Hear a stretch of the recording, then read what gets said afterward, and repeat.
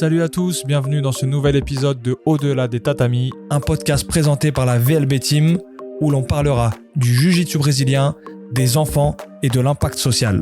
Au fil de nos podcasts, on explorera l'impact profond que le sport peut avoir dans les communautés en offrant à nos plus jeunes des outils pour naviguer dans les défis de la vie. Alors si vous êtes prêts à découvrir comment la pratique du jiu-jitsu brésilien se transforme en une véritable force positive dans la vie des enfants, vous êtes au bon endroit. Préparez-vous pour des récits inspirants avec nos différents invités qui nous partageront leurs expériences, leurs secrets et surtout leurs passions. Allez, c'est parti. Aujourd'hui, on accueille un invité qui est venu de loin, mais un habitué des tatamis. On a le plaisir d'accueillir Daoudi, donc Team United JJB. Donc, on va parler aujourd'hui, comme d'habitude, vous commencez à avoir aussi l'habitude de nos podcasts. On parle du jiu-jitsu brésilien, on parle des enfants. Et on parle aussi de l'impact social, c'est-à-dire de tout ce que le jiu-jitsu il peut apporter en dehors des tatamis, dans la vie des papas, des mamans, des enfants, des coachs, de tous ceux qui sont dans cette aventure, cette belle aventure. Et aujourd'hui, on a un invité qui a du parcours, qui a plein de choses à nous raconter. On est très heureux de l'accueillir. Daoudi, merci beaucoup d'avoir fait le déplacement déjà, de nous rejoindre pour ce podcast. Bienvenue merci à toi. Merci pour l'invitation. Et donc, Daoudi, on va rentrer directement dans le vif du sujet. Donc toi, tu es fondateur du club United BJJ. Ouais, c'est ça. Donc à Limay, dans le 94. Ouais, maintenant, on est à Valenton. C'est la ville juste à côté, en fait. Voilà, originaire de Limay. Aujourd'hui, le club, il est à... Voilà, c'est ça, exactement. À Valenton, donc créé il y a 6 ans à peu près, 2018 2017, il me semble. Ouais. 2017. J'ai plus l'historique exact, mais ouais, c'est à peu près ça. Ouais. Ça commence à faire un petit bout de temps. Ouais, c'est ça. On a hâte de comprendre un peu par où t'es passé. T'es un habitué des tatamis, que ce soit toi personnellement ou ta team. On a l'habitude de vous voir, on se croise souvent sur les compétitions. Sur les compétitions, nos enfants se croisent aussi. Exactement. Donc, ça, c'est cool. Et donc, t'es ceinture noire de jiu-jitsu brésilien sous Cicero Costa. Exact. C'est ça. T'as eu ta ceinture noire donc en quelle année? 2018. Voilà. Donc, dès que tu as eu ta black belt, tu as commencé à... voilà, j'ai fait officiellement le club. Après, on donnait des cours de manière non officielle avant. Je commençais, je crois, à donner des cours. J'étais ceinture violette. Mais c'était essentiellement pour des débutants. C'était pas vraiment formel, en fait. Et après, à partir de la noire, là, on a vraiment fondé le club de manière un peu plus structurée, sérieuse. Donc, ça fait 6 bonnes années. Voilà, c'est ça. 6 bonnes années que vous avez le club, que vous entraînez. C'est ça, exactement. Adultes, enfants? Alors, les enfants, on avait commencé, un peu comme tout club, on avait les enfants des pratiquants.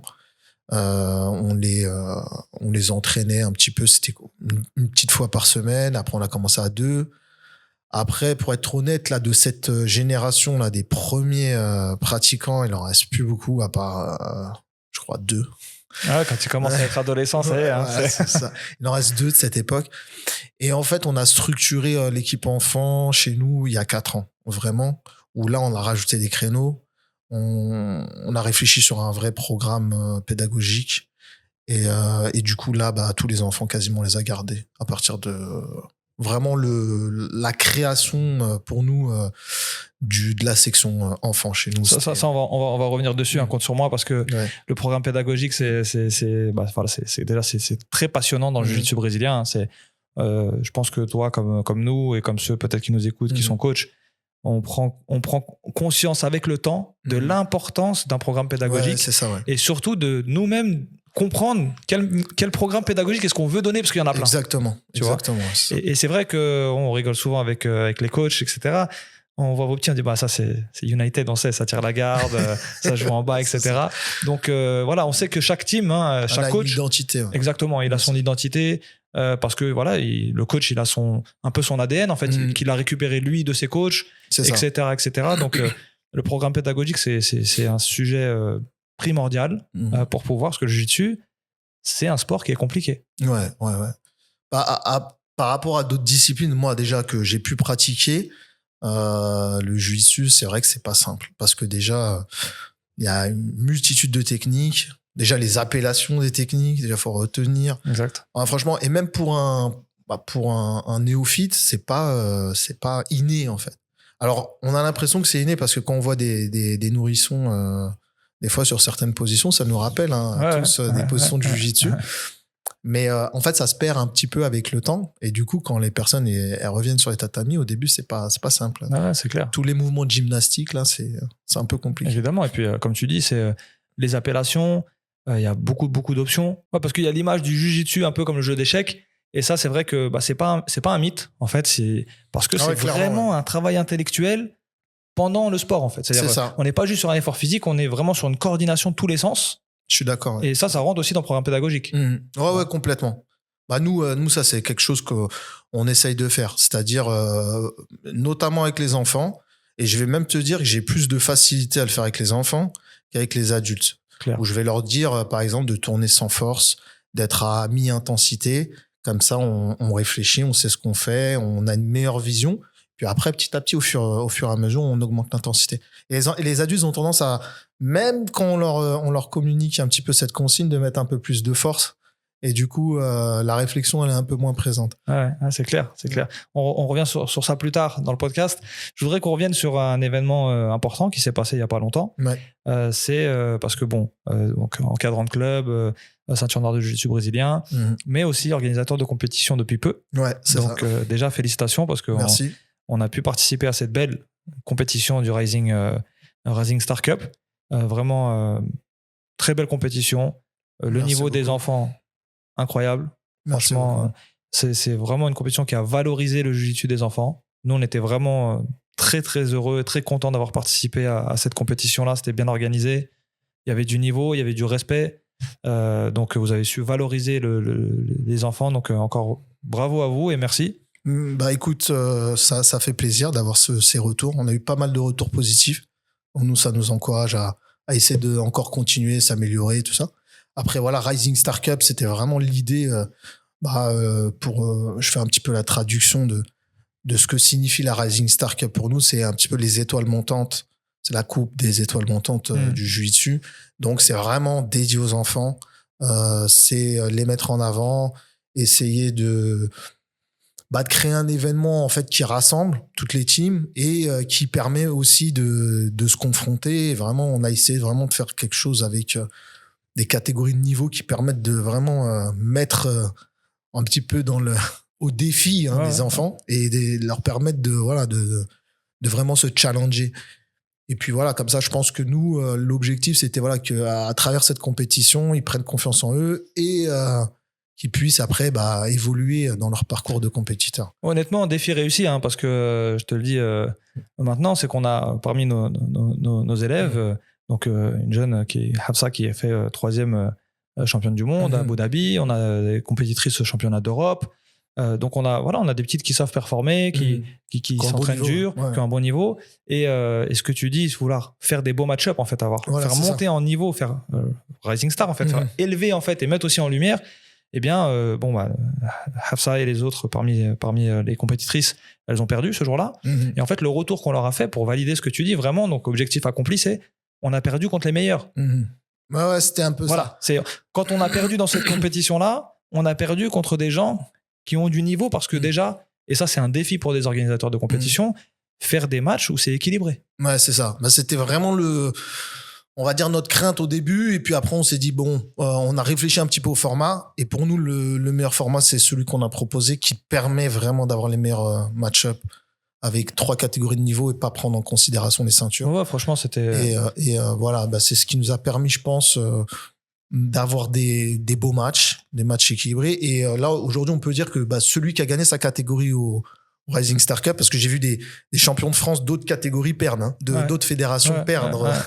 Donc je pense que celui qui a gagné sa catégorie, c'est un enfant qui est très bon. Franchement, il y avait du niveau. C'est du beau jiu-jitsu et ça fait plaisir de voir les enfants dans ces conditions-là. Ouais, merci. Et franchement, encore grosse félicitations à toute l'équipe, parce que je te le dis à toi, mais il y a plein de gens derrière. On sait que la difficulté, le staff que ça nécessite d'organiser cette compète. Exactement. Et donc, tu nous disais, voilà, c'est tout pour vous. C'est vraiment l'initiative d'organiser cette compétition-là. C'était vraiment de valoriser les enfants. Qu'est-ce qui vous a vraiment motivé? Comment c'est venu cette idée de se dire, tiens, on va faire le Rising Star Cup alors qu'il y a déjà plein d'autres compétitions? Ouais. Alors en fait, c'est venu un peu aussi de notre groupe enfant. On a vu qu'ils avaient des bons résultats. On a certains enfants qui, chez nous, ils ont de la difficulté à trouver des combats. Des filles, notamment.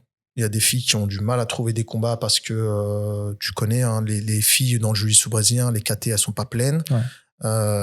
Il y a les poids, des fois, ils sont différents. Donc, après, on a des garçons qui, eux, ils sont très, très actifs au niveau compétition et que on les avait ramenés à l'étranger. On avait vu des belles compétitions en Angleterre, en Allemagne. On s'est dit, ouais, pourquoi pas en France? En France, on trouvait que ça manquait un peu. Bon, il y a les compétitions habituelles, avec le Mans Challenge, le GIC. Ça, c'est les rendez-vous habituels, on y va. Mais on trouvait que voilà, l'offre, elle n'était pas suffisante. Il y a de la place. Il y a de la place, carrément. Et on s'est dit, voilà, pourquoi pas nous essayer d'avoir notre rendez-vous annuel ou peut-être même en faire 2 dans l'année. Je sais pas. Mais en tout cas, voilà, le but, c'était de faire combattre nos enfants. Au départ, c'était vraiment pour notre club. Mais on s'est dit, mais ça va profiter à tout le monde finalement. Parce que les autres, ils vont venir d'autres équipes, mettre leurs enfants et ainsi de suite. Et puis au final, c'est quelque chose qui va profiter à tout le monde. Puis après, il y avait les parents du club qui poussaient un peu. Ouais, ce serait bien qu'on organise une compète. Et honnêtement, en fait, on y avait déjà pensé, mais on se sentait pas mature pour le faire.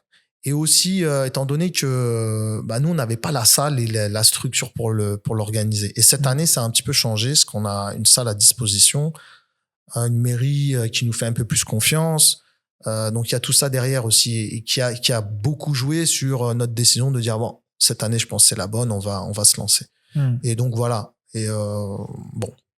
Donc, du coup, c'est parti d'un besoin très personnel. Ouais, hein, voilà, les enfants, c'est ça. Il faut qu'ils tournent. Les petits disent bon, c'est vrai hein, que malheureusement sur le circuit français, on rencontre à peu près toujours, c'est toujours les mêmes têtes. Ouais. Et même parfois nos élèves se retrouvent à combattre entre eux. Alors ça, c'est le max, c'est le max de la frustration. Voilà, ça, c'est ça. Tu les prépares, tu te déplaces. Au final, et ils combattent comme à l'entraînement. Comme à l'entraînement, voilà. Exactement. Après, dans des conditions un petit peu particulières. Mais c'est pas représentatif parce qu'il y en a un qui va peut-être se retrouver un petit peu moins motivé parce que c'est son collègue. Bah oui, l'autre peut-être. Nous, pour te dire, quand ça arrive, on les coach même pas. Parce que même pour un entraîneur. C'est très frustrant. Tu fais quel choix en fait? Tu vois, t'as 2 de tes élèves. Ouais. Autant rien dire. Exactement. Ouais. Après, voilà. En fait, c'était ça. C'était dans un premier temps pour nos élèves et en même temps, on s'est dit voilà, faut que ça devienne un rendez-vous. Qui profite à tous. Ça, c'est bien. Ouais, franchement, pour ça, c'est top. Parce que effectivement, ça a profité à tous. Et je pense que c'est important de réfléchir comme ça, de penser comme ça, parce que le niveau des enfants, comme on dit, hein, il est en train d'augmenter, mais de façon très, très spectaculaire. Ouais, ça veut dire, on a des petits aujourd'hui qui sont même pas ceintures bleues, qui tournent comme des ceintures violettes, voire des ceintures marron. Hein, franchement, c'est j'ai vu des niveaux techniques incroyables. Tu vois, c'est vrai. Des jeux super fluides. Enfin. Et donc, il faut pouvoir entretenir tout ça, en fait. Exactement. Et que ça suffit plus aujourd'hui de tourner dans son club parce que on tourne vite avec les mêmes personnes. Et je pense qu'il y a même plus à voir que ça. Carrément. Je crois qu'il y a des dimensions et des perspectives encore plus intéressantes, encore plus collectives qui doivent émerger de cette première initiative que vous avez fait avec la Rising Star Cup. Mais je pense qu'il y a beaucoup, beaucoup de choses parce qu'il y a un niveau, il y a du vrai potentiel. Et on est d'accord. Mais avec le potentiel, il faut des moyens. Ouais, c'est ça. Et tu l'as dit, on l'a pas fait avant parce qu'il y avait pas. Donc, est-ce que tu peux nous expliquer un petit peu ce que ça implique en fait d'organiser un tel événement? Il y avait combien d'inscrits par exemple à la compétition? Il y avait 420 inscrits. D'accord, 420 inscrits. Finalement, il y a eu 409 exactement personnes qui ont combattu parce que on avait à peu près 11 qui n'ont pas pu faire le poids. D'accord. Après, on leur a trouvé comme des matchs d'exhibition. On a essayé de faire plaisir à tout le monde. Voilà, c'était notre première. Ça, par contre, on le refera parce que ça nous a pas trop impacté sur l'organisation. C'est-à-dire que les enfants qui étaient pas au poids, on pouvait pas les mettre dans les catégories. Hein. Ça devient injuste par rapport. Des fois, il y avait des 2 kilos d'écart. Mais on leur a trouvé des adversaires pour qu'ils puissent être un petit peu comme dans les conditions de la compète. Donc voilà, il y a eu 409 inscrits combattants officiels. Ça nécessite beaucoup de travail. Hein. Alors juste pour mettre en parenthèse, parce que je pense que c'est important, si certains qui nous écoutent ne sont pas des coachs, tout le monde n'est sûrement pas coach dans ceux qui nous écoutent, et on remercie d'ailleurs tous ceux qui soutiennent le podcast, qui partagent, qui qui laissent des commentaires, qui nous font des petits messages sur Insta pour encourager. Donc, merci à tous de donner de la force. Et n'hésitez pas à nous dire, comme d'habitude, s'il y a des sujets que vous voulez qu'on aborde, s'il y a des invités que vous voulez qu'on reçoive. Ce sera avec grand plaisir. Donc, je vais faire une petite parenthèse pour essayer de donner un peu quand même le contexte général. Ça veut dire, là, on parle, voilà, Daoudi, ceinture noire, coach depuis 6 ans. Mais c'est une association que tu as. Ouais, exactement. C'est une association. À côté, tu travailles. C'est ça. Donc, tu as un métier. Exactement. Tu as une famille. C'est ça. Tu fais ça en plus. Ouais. Non rémunéré, je présume, parce que tu es dans une association. Ouais, donc, exactement. Depuis 6 ans, 7 ans, tu organises une compétition où il y a 400 combattants. Vous êtes combien le staff, en fait, à organiser cette compétition? En fait, je vais te dire exactement, c'est pour ça que c'est un peu fou l'histoire, c'est qu'on était 2 à l'organiser. Et c'était moi et mon frère. Et on a mis 2 mois et demi à le faire. Donc, c'est pas énorme. Non, pas du tout. Quand tu regardes. Après, on y pensait. Passe juste en liste rapide ce qu'il faut faire pour cette compétition-là. Comme ça, les gens peuvent comprendre.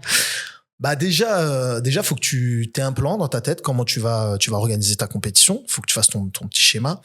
Après, je te passe tout. Donc le schéma terrain, logistique. Le schéma, tatamis, on les met où? Le podium, on met où? Qu'est-ce qu'on a besoin comme matériel?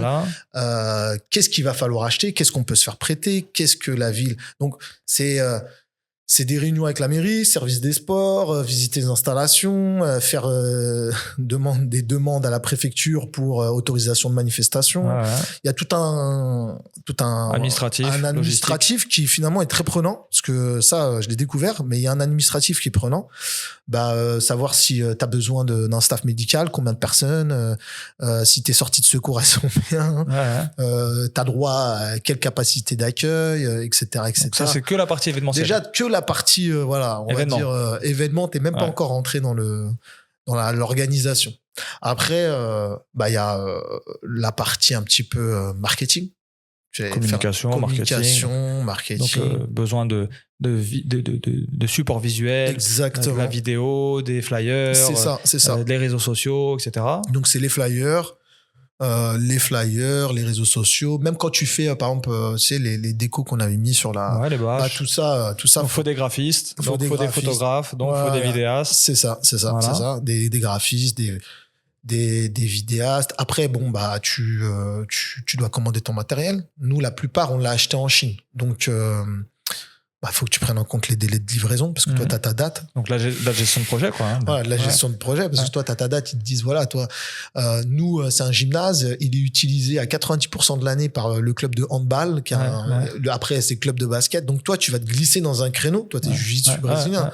Donc, tu n'es pas censé utiliser un gymnase. Donc, tu te glisses dans un créneau, on te le changera pas. Soit tu es prêt à cette date-là, soit tu annules. Donc voilà, il y a la pression de tout l'achat du décor, de tous les supports. Voilà, après commander ton matériel, tes lots, tes trophées, tes médailles. Des médailles, des super belles médailles d'ailleurs. Franchement, top du top. On a essayé vraiment cette année, on a mis le paquet sur les médailles. On s'est dit, en fait, je te dis exactement, on a regardé la médaille des championnats du monde, là, 2022. Et on est tombé dessus, tu vois, il y avait un gars, il l'avait. On l'a regardé, on a dit super belle. J'ai pris la photo, je l'ai envoyé à un producteur. Je lui ai dit, t'es capable de me faire une médaille comme ça? Il m'a fait la même. Tu vois, le design, là, tu vois, c'est le même. Donc, du coup, voilà. Ça, c'est la petite anecdote. Mais voilà, dessiner les médailles, ce que tu veux. Le logo de la compétition. La charte graphique de la compétition. C'est ça. Et à chaque fois, tout ça, en fait, on se dit c'est juste du design, mais en fait nous c'est pas notre métier, on n'est pas designer. Donc du coup tu parles avec des designers, il faut que tu leur expliques ce que tu as besoin dans une langue étrangère. Et donc tu as des fois des communications, tu t'échanges des 200 messages pour te mettre d'accord. Ok, c'est bon, c'est comme ça. Parce que ce qui donne le cachet aussi à une compétition, c'est que quand tu rentres dans la salle, tu rentres dans un univers. Ouais, exactement. Tu vois, si j'ai pas de bâche, si j'ai pas de podium, si j'ai pas des belles médailles, tu te sens pas en fait t'es dans le gymnase municipal en fait. Voilà, c'est ça. Et nous on voulait vraiment, même dès notre première édition, on avait cette ambition là. On s'est dit faut que notre compétition elle ait une identité. Voilà, franchement c'est réussi. Faut qu'elle ait une identité. Quand les gens ils viennent, ils se disent là on est on est sur la Rising Star Cup. Et quand s'ils reviendront dans 2 ans ou 3 ans, ils se rappelleront que voilà, ça c'est cette compétition, on va y trouver ça et ça. Et donc voilà. Donc après, il y a toute la partie les clubs, les participants. Les donc participants. là, aller chercher toutes les teams. Ouais, aller chercher toutes les teams, fédérer. Franchement, on a eu de la chance parce que la plupart des teams, elles ont joué le jeu, dont la VLB. Hein, vraiment, on vous remercie par rapport aux enfants que vous avez mobilisés. Vraiment, donc ça, vraiment, on est très, très, très reconnaissant, très, très heureux. Et puis, on espère vraiment que ça leur a apporté une expérience positive.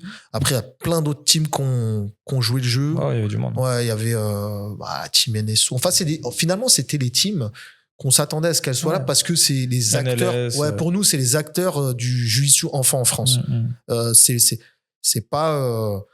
C'est pas trop de dire ça, je pense, mais c'est les teams qu'on retrouve parce que nous, on est très axés enfants et c'est toutes ces teams-là qu'on retrouve sur toutes les compètes qui finalement, ils ont vraiment joué le jeu, ils ont ramené le maximum d'enfants, même par rapport à d'habitude, je pense même un peu plus d'enfants que d'accoutumés. Et du coup, voilà, on était contents parce qu'en fait, vraiment, cette compétition, on l'a fait un peu pour nous, comme je t'ai dit, mais pour eux. Ouais. C'était pour ces enfants-là qu'on retrouve en compète. Et pourquoi avoir fait une compétition pour les enfants? Alors, il y a une partie, tu nous as déjà répondu, mais et pas pour les adultes. Pourquoi avoir choisi de faire que les enfants? Ça, c'était un choix. On s'est posé la question, on s'est dit, est-ce qu'on fait adulte, enfant? Et c'est un choix, peut-être qu'il va pas... Il n'est pas facile à entendre pour tout le monde, mais pour nous, l'avenir du jiu-jitsu, c'est les enfants en France. C'est aussi simple que ça. C'est pas moi qui vais le contredire. Donc c'est aussi simple que ça. Je dis pas qu'aujourd'hui, sur le jiu-jitsu français, parce qu'on va parler de ce qui se passe en France, il n'y a pas un adulte qui peut performer. Je suis pas en train de dire ça. Mais je pense que le plus gros potentiel de ce que j'ai vu, il est chez les enfants. Parce que pour moi, il y a des enfants que j'ai vus, notamment à la Rising Star Cup, mais même sur d'autres compétitions, qui ont vraiment un niveau international. Et je pense que eux, faut les mettre en avant, faut faire quelque chose pour eux. Et si à chaque fois on attend, on se dit c'est dommage. Il y a des organisations comme le NAGA, ils sont jamais en France. Il y a des organisations comme Elite Events, c'est anglo-saxon, ils viennent pas en France.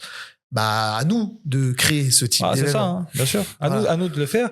Et ce que tu dis, c'est très vrai. Hein, c'est-à-dire, alors évidemment, le jiu-jitsu, l'avenir du jiu-jitsu, c'est les enfants. Ça, de toute façon, c'est une règle naturelle. C'est une règle naturelle. Mais je pense que là où il y a plus de marge de manœuvre, c'est qu'en fait, sur les adultes, on a des très bons adultes, des très bons compétiteurs adultes. Mais en fait, notre cadre d'exercice, il est limitant. C'est-à-dire, il y a un plafond de verre.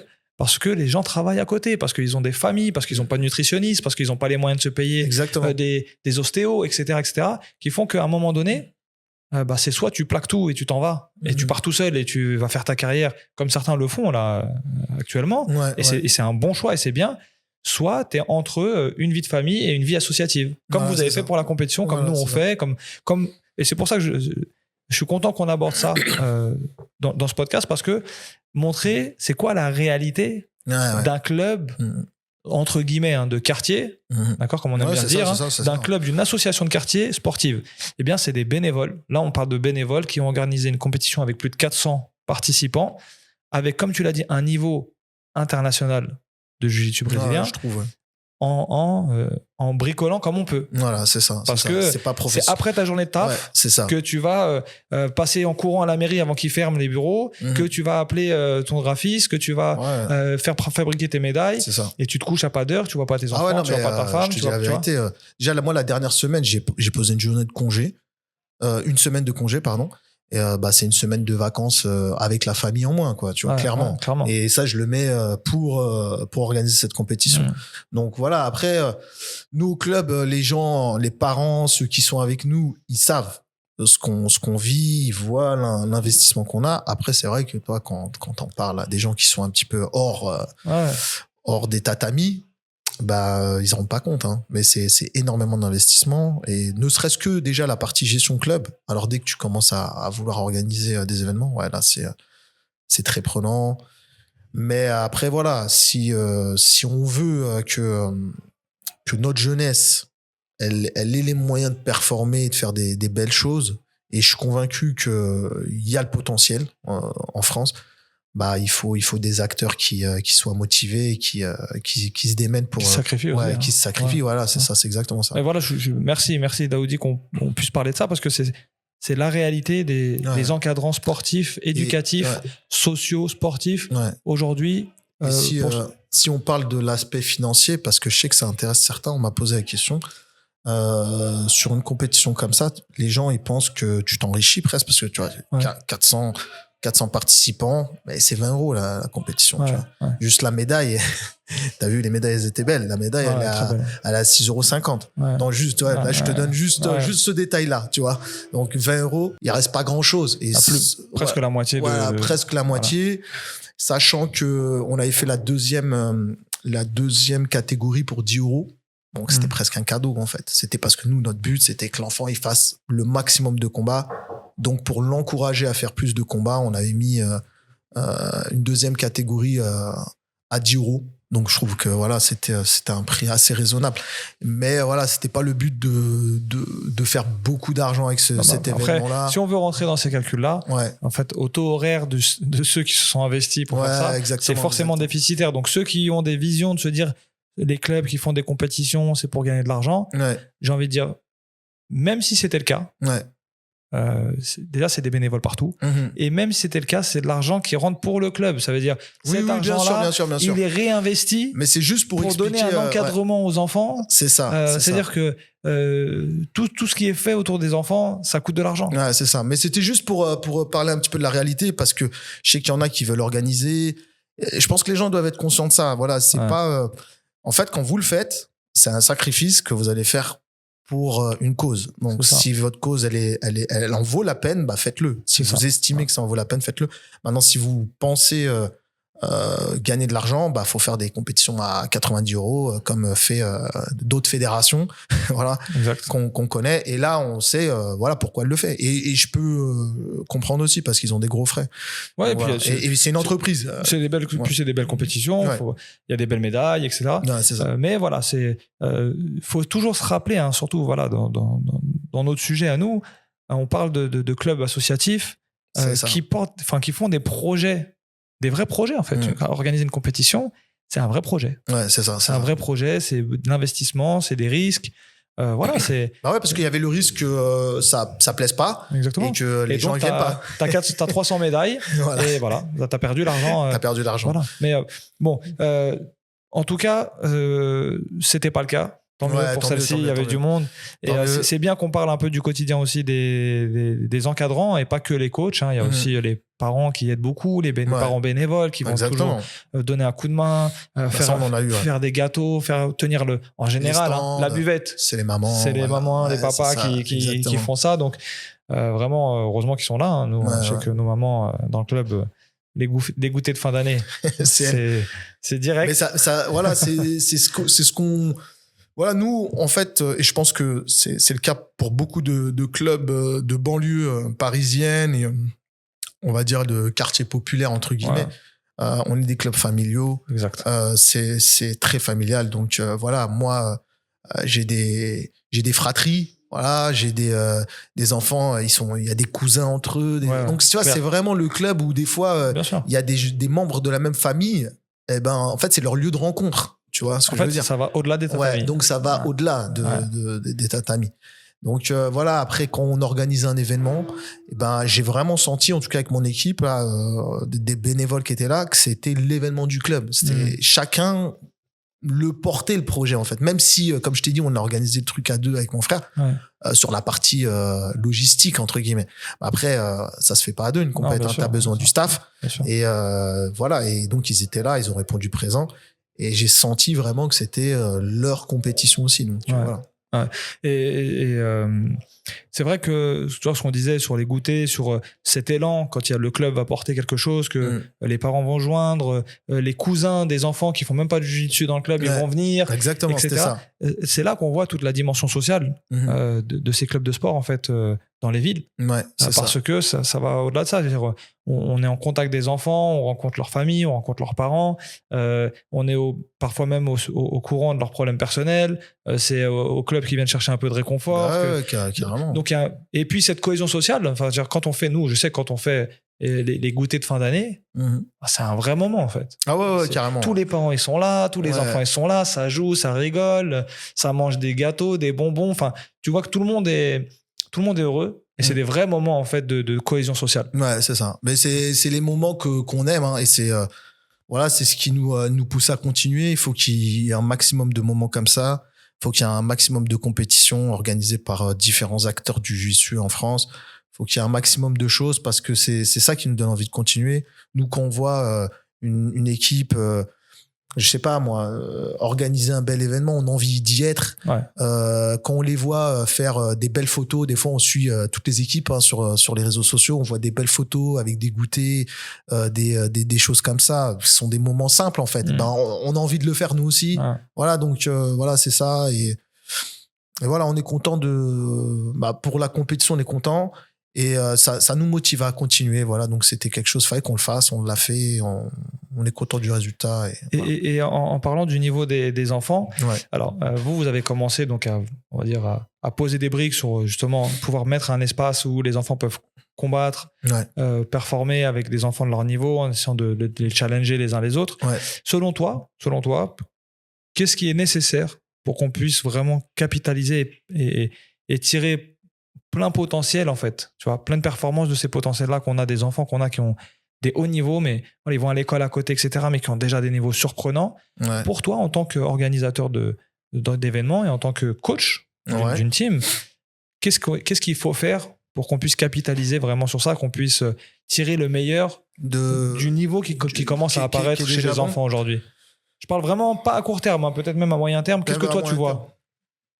Je pense que il faut que il y ait de plus en plus c'est-à-dire encourager à la création de nouvelles structures sportives, parce que plus il y aura des enfants, plus le niveau va monter.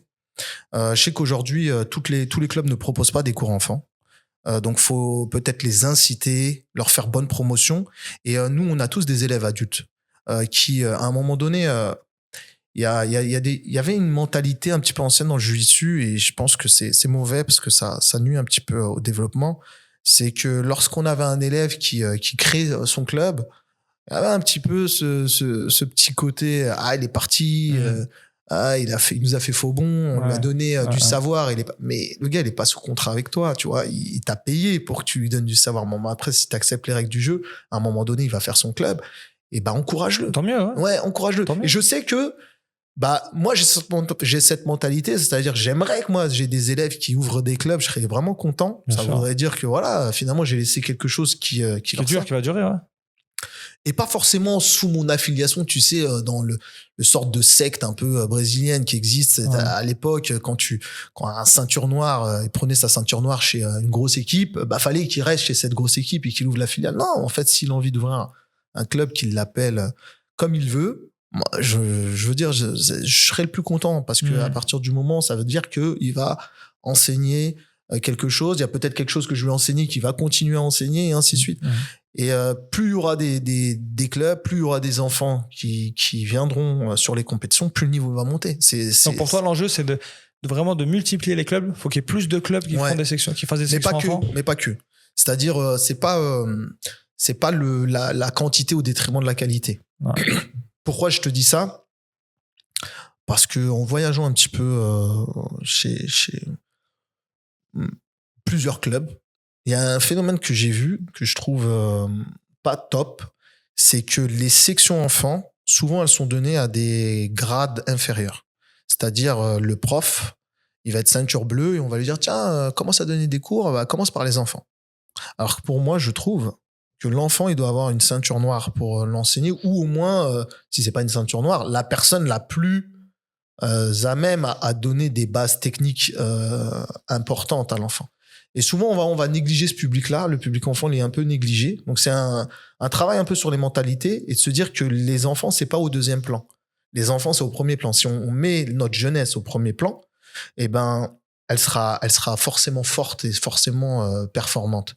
Et quand tu regardes dans d'autres académies à l'étranger, notamment ce que tu peux voir aux États-Unis, tout ça, tu vois des champions du monde donner des cours à des enfants de 6 ans. Tout à fait.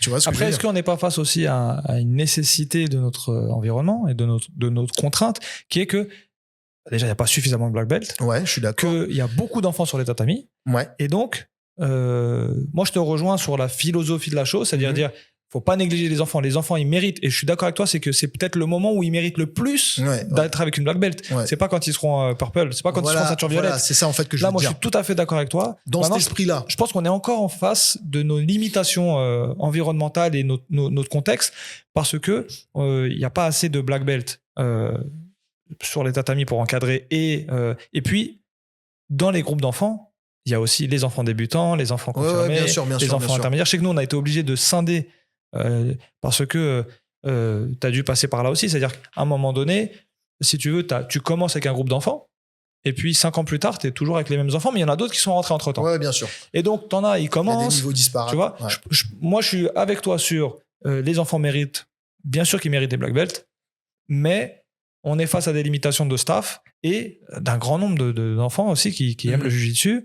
Et surtout quand on est un club familial. Ça encourage ça. C'est-à-dire, quand les gens, moi je sais que la plupart de nos adhérents, c'est de la cooptation. C'est des parents qui ont dit à leurs amis, viens voir mon fils, il est dans un club, c'est trop bien. Et puis en fait, ils te ramènent du monde. Tous les ans, t'as des nouveaux qui arrivent. C'est ça. Alors peut-être que sur des nouveaux, peut-être que oui, une ceinture bleue, c'est bien. Et que sur des plus anciens, effectivement, je pense qu'il y a un moment donné où il faut qu'il y ait une maîtrise. Il y a une maîtrise de la discipline. Moi, je parle plus de ce profil-là. Et j'ai vu des enfants qui étaient déjà en grade un petit peu avancé, c'est-à-dire ceinture jaune, ceinture orange, prendre des cours par une ceinture bleue. Je critique pas le fait qu'une ceinture bleue donne des cours, mais pour moi, elle devrait être un petit peu assistant professeur. Et comme tu as dit, une ceinture violette, elle a moins besoin d'une ceinture noire qu'une ceinture jaune enfant. Clairement. Parce qu'une ceinture violette, pour moi, c'est presque une noire. Après, c'est que des petits détails. Elle a déjà son petit parcours. Elle sait comment s'entraîner, tout ça. Elle a plus besoin de quelqu'un qui va la manager, qui va lui dire, voilà, faut que tu t'entraînes comme ça. Donner des grandes lignes. Les grandes lignes et les petites corrections techniques. Mais c'est léger, finalement. Il y a son jeu. Le gros du travail, il a été fait quand t'es ceinture violette. Je pense, si c'est une bonne ceinture violette, c'est ça. Alors que l'enfant, il y a encore tout à construire. Et honnêtement, techniquement, ce que je vois, entre une ceinture orange, enfant, ou jaune d'un bon niveau. Alors pour ceux qui nous écoutent, ceinture enfant, en fait, dans les ceintures adultes, on a blanche, bleue, violette, marron, noir. C'est ça. Sur les ceintures enfants, on a blanche, grise, jaune, orange et verte. Voilà. Et pour moi, donc ceinture orange, elle est à peu près à la moitié de son parcours. Mi-parcours. Mi-parcours, mais sachant que l'enfant, quand il va avoir l'âge de 16 ans, il peut avoir une bleue. Voilà. Et pas avant. Il est censé arriver Donc, par rapport à un adulte qui a commencé à 25 ans et qui a sa bleue au bout de 2 ans, c'est ce profil, c'est ce cas qui me dérange, en fait. Je vais t'expliquer. Il y a un adulte, il a commencé il y a 2 ans, il a une bleue. Il y a un enfant, il a 6 ans ou 7 ans de jiu-jitsu, il a commencé, j'ai une bêtise, à 5 ans. Il a, je sais pas, il a 14 ans. J'ai une bêtise, il a 12 ans, 9 ans de jiu-jitsu. Il est toujours peut-être orange, tu vois. Et il est où son niveau technique? Il est au-dessus de la bleue ou en dessous? Non, mais il est juste limité par l'âge. Mais ça pose un vrai sujet, ce que tu dis. C'est-à-dire, si un enfant qui commence tôt, à 16 ans, il est seulement ceinture bleue, il a peut-être 10 ans de jiu-jitsu. 10 ans. Voilà, 10 ans, c'est le cas de... Selon les règles, on va dire. On dit que tu peux commencer à être black belt à partir de 10 ans de pratique. Tu vois, c'est ce qui se disait. Donc ça veut dire, normalement, le petit, il arrive, normalement, d'ailleurs, on le voit, moi, franchement, comme on disait tout à l'heure, on a des petits, ils sont pas ceinture bleue encore, ils sont ceinture verte, ceinture orange. Ils ont des niveaux, mais de ceinture violette passée. Et c'est pourquoi, parce que, ils ont commencé tôt.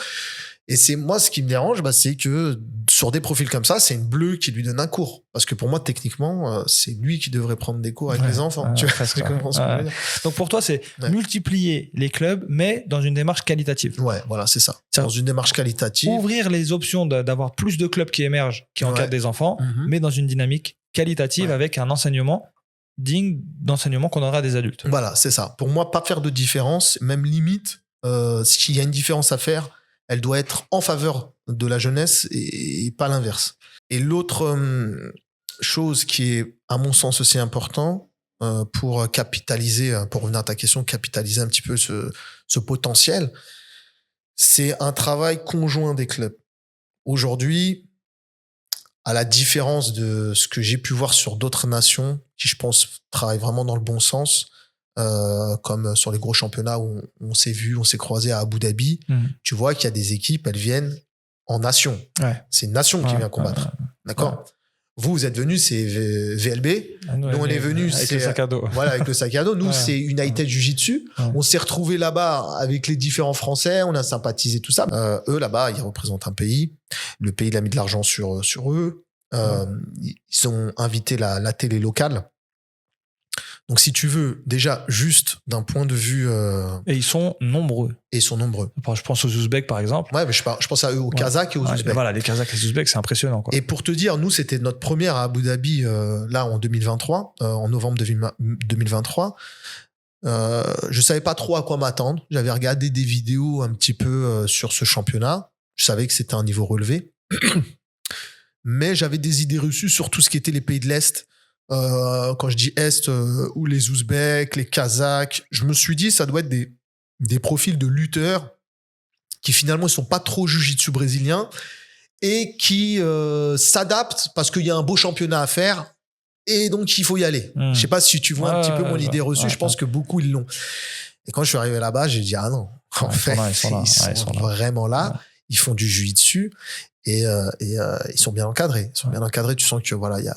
Et donc nous, en fait, entre guillemets, dans le meilleur des mondes, si on arrive à se fédérer entre clubs, parce que on sait que c'est compliqué d'avoir voilà une fédération qui finance ce type de voyage en France, c'est assez compliqué. Je pense qu'on n'est pas prêt. On n'est pas prêt, voilà, c'est pour ça. Mais nous, avec toutes nos bonnes intentions, voilà, chaque club, on se fédère, on se dit, bah voilà, vous allez sur ce championnat-là, nous on y va aussi. Plutôt que de se dire qu'on est adversaire, bah là on l'est plus. Le temps de cette compétition, même si on est adversaire toute l'année, et qu'on organise des camps d'entraînement ensemble, qu'on organise des stages où nos meilleurs enfants se rencontrent, bah, je suis convaincu que le niveau il va monter. Je suis convaincu qu'ils vont arriver avec les meilleures préparations possibles. Et je suis convaincu qu'en travaillant et en multipliant les bonnes énergies de tous les bons acteurs qu'il y a sur le jiu-jitsu, que ce soit les organisateurs de compétition, les coachs, enfin tout le monde en fait, tous ceux qui ont envie d'être un acteur pour cette jeunesse, si les efforts ils sont conjoints, bah forcément le premier qui va être récompensé c'est l'enfant, et l'enfant il va performer. Bien sûr. Donc voilà, moi ça c'est vraiment le premier truc, c'est dans le meilleur des mondes. Je sais que c'est ce que j'allais dire, c'est moi je suis avec toi et vous allez à Abu Dhabi, nous on va à Abu Dhabi, donc j'ai envie de te dire là on est pris à défaut toi et moi, c'est exactement. Que si on dit ça aujourd'hui et qu'on le fait pas, on se reparle en décembre prochain. Et voilà. Et on reprend le micro et on se dit, toi t'as menti, moi j'ai menti. Exactement. Après, moi je te dis, dans le meilleur des mondes et dans le meilleur cas, parce que pourquoi? Je sais, je connais la réalité. Ça nécessite une organisation. Ça nécessite de trouver une salle commune. Ça nécessite mais en fait. Mais c'est faisable. C'est faisable. On a tous des créneaux. Voilà. Après, il faut faire l'effort. C'est l'effort. Et tu vois, on arrive à sacrifier pour faire une compétition. Voilà. Est-ce qu'on va arriver à sacrifier pour prendre notre voiture, prendre nos élèves et dire, aujourd'hui on s'entraîne pas à Villiers, aujourd'hui on s'entraîne à Valenton. Et on va faire de la route. Tu vois? Voilà. Et puis après, vice versa. Et puis c'est à notre tour maintenant. Exactement. Ouais. Et, bah voilà, comme tu as dit, c'est la notion de sacrifice. Je pense qu'en France, pour l'instant, dans les mentalités, on n'est pas encore, on n'a pas encore cet état d'esprit de partage. D'accord? Mais j'ai bon espoir parce que je vois quand même qu'il y a des équipes qui font vraiment un bon boulot sur les enfants. Nous, personnellement, on s'entend bien un petit peu avec tout le monde. Donc, il n'y a pas de raison finalement. Et on essaye en tout cas sur notre dernière compétition, on a essayé de montrer que voilà, nous, on n'est pas dans un état d'esprit on veut être les meilleurs à tout prix. On veut être les meilleurs, mais s'il y a meilleur que nous, on est content. Tu comprends ce que je veux dire? Et s'ils ont été meilleurs que nous, eh ben la prochaine fois, on va essayer de les battre, mais dans le bon état d'esprit, tu vois. Et pas se faire une concurrence qui est pas saine finalement. Il faut que ce soit une bonne concurrence, comme ça le niveau il va monter. Et si on a cet état d'esprit, bah il y aura pas de mal à fédérer des gens sur des entraînements en commun à certains moments. Et je pense que tu vois, le fait qu'on soit assis à cette table là aujourd'hui à parler de ce sujet là et que voilà t'aies fait le déplacement, t'aies répondu à notre invitation, etc. Eh bien, je pense que c'est parce qu'il y a cette dynamique-là dans nos têtes que ça se fait, ça, en fait. Ça veut dire, pour moi, c'est obligé. si on veut que nos enfants puissent avoir plus, il faut qu'on arrive à passer au stade de « Ah, mais eux, je les vois en compétition en France. » En fait, c'est plus le sujet. Ouais, voilà, le sujet, c'est quand on va aller, à Abu Dhabi, quand on va aller en Irlande, quand on va aller dans n'importe quelle compétition internationale, qu'en fait, on arrive à être représentatif d'une fédération de clubs français, qui ramène et qui performe en fait. Tu vois. Mais si on est dans une dynamique de « Ouais, mais attends, lui, on va peut-être le rencontrer dans telle compète », bah, on va rester dans nos coins et nos petits vont tourner ensemble. Tu vois. Donc, moi, je te rejoins parfaitement et merci encore de ramener le sujet parce que si on veut pouvoir capitaliser sur ce qui se passe, on le voit, le niveau, on le voit. La professionnalisation aussi des encadrants, on le voit. Ouais, moi, je trouve que par rapport à déjà, faut toujours regarder une trajectoire et quand tu regardes la trajectoire sur les 10 dernières années, c'est limite exponentiel. Tu vois, les profs maintenant, ils sont... déjà, il y a beaucoup plus de ceintures noires, même si tu as dit qu'il en manquait par rapport à il y a 10 ans. Bien sûr. C'est forcément... Ça s'est multiplié. Les cours, ils sont de meilleure qualité, forcément. Les structures, elles accueillent de plus en plus de licenciés, même si, bien entendu, on est encore jeune, il y a encore beaucoup à faire. Mais la trajectoire, elle est encourageante, elle est bonne. Donc, ça veut dire qu'il y a un potentiel qui est très haut, qui n'est pas encore exploité à 100%. Mais voilà, il faut que tout le monde y travaille, en fait. Il faut que tout le monde prenne conscience qu'en fait, en France, on peut faire. On peut faire. Ouais, on peut faire. Dans un cadre qui est différent. Ouais, mais on peut. Mais on peut le faire. Et je pense qu'il ne faut pas que ce soit une excuse que le cadre soit différent. Ouais, voilà, c'est Parce que voilà, moi, par exemple, pour être allé aux États-Unis et connaître bien là-bas, je veux dire, les petits, quand ils sont à l'école, ils sont déjà matrixés sur bien sûr. la réussite. Faut être champion. Dans leurs écoles, il y a des teams. Il y a des teams. Dans leurs écoles, il y a des teams. Et en fait, il y a des équipes, notamment dans le basketball ou dans le football américain. Et si tu passes pas ton diplôme, tu pourras pas être sélectionné dans la ligue supérieure. Donc c'est lié. Dans leur programme scolaire, ils ont un vrai truc sportif. C'est pas comme nous. Ils ont pas 4 heures de sport par semaine où ils font du badminton. Ils s'entraînent avec des salles, avec des coachs, avec des préparateurs mentaux. C'est de la, tu vois. Mais c'est pas parce qu'on n'a pas ça qu'on peut pas y arriver. Ouais, je suis d'accord. Je veux dire, avec déjà ce qu'on fait, ce qu'ont les clubs, ce qu'ont les associations ici, arriver à les performer et faire des podiums sur des championnats mondiaux. C'est déjà une grosse performance. Avec des petits qui ont des nutritionnistes, des préparateurs physiques, qui ont des coachs, comme tu dis, qui sont peut-être champions du monde, champions d'Europe. C'est déjà extraordinaire. Tu vois. Mais que ce soit pas une excuse et que ce soit justement au contraire un élément motivateur. Ouais, voilà, c'est ça. C'est exactement ça. Je te rejoins. C'est le message que je veux faire un petit peu passer. C'est qu'en France, on peut. Faut arrêter de se dire que parce qu'on n'a pas le bon passeport, parce qu'on n'est pas brésilien ou américain, on pourra pas les battre. On peut les battre. Il y en a qui l'ont prouvé. Il y a des adultes. Ça reste une minorité, mais ils ouvrent la voie. Quand tu regardes, par exemple, en ce moment, il y a un petit jeune qui marche bien, c'est Freddy. Il fait des belles choses.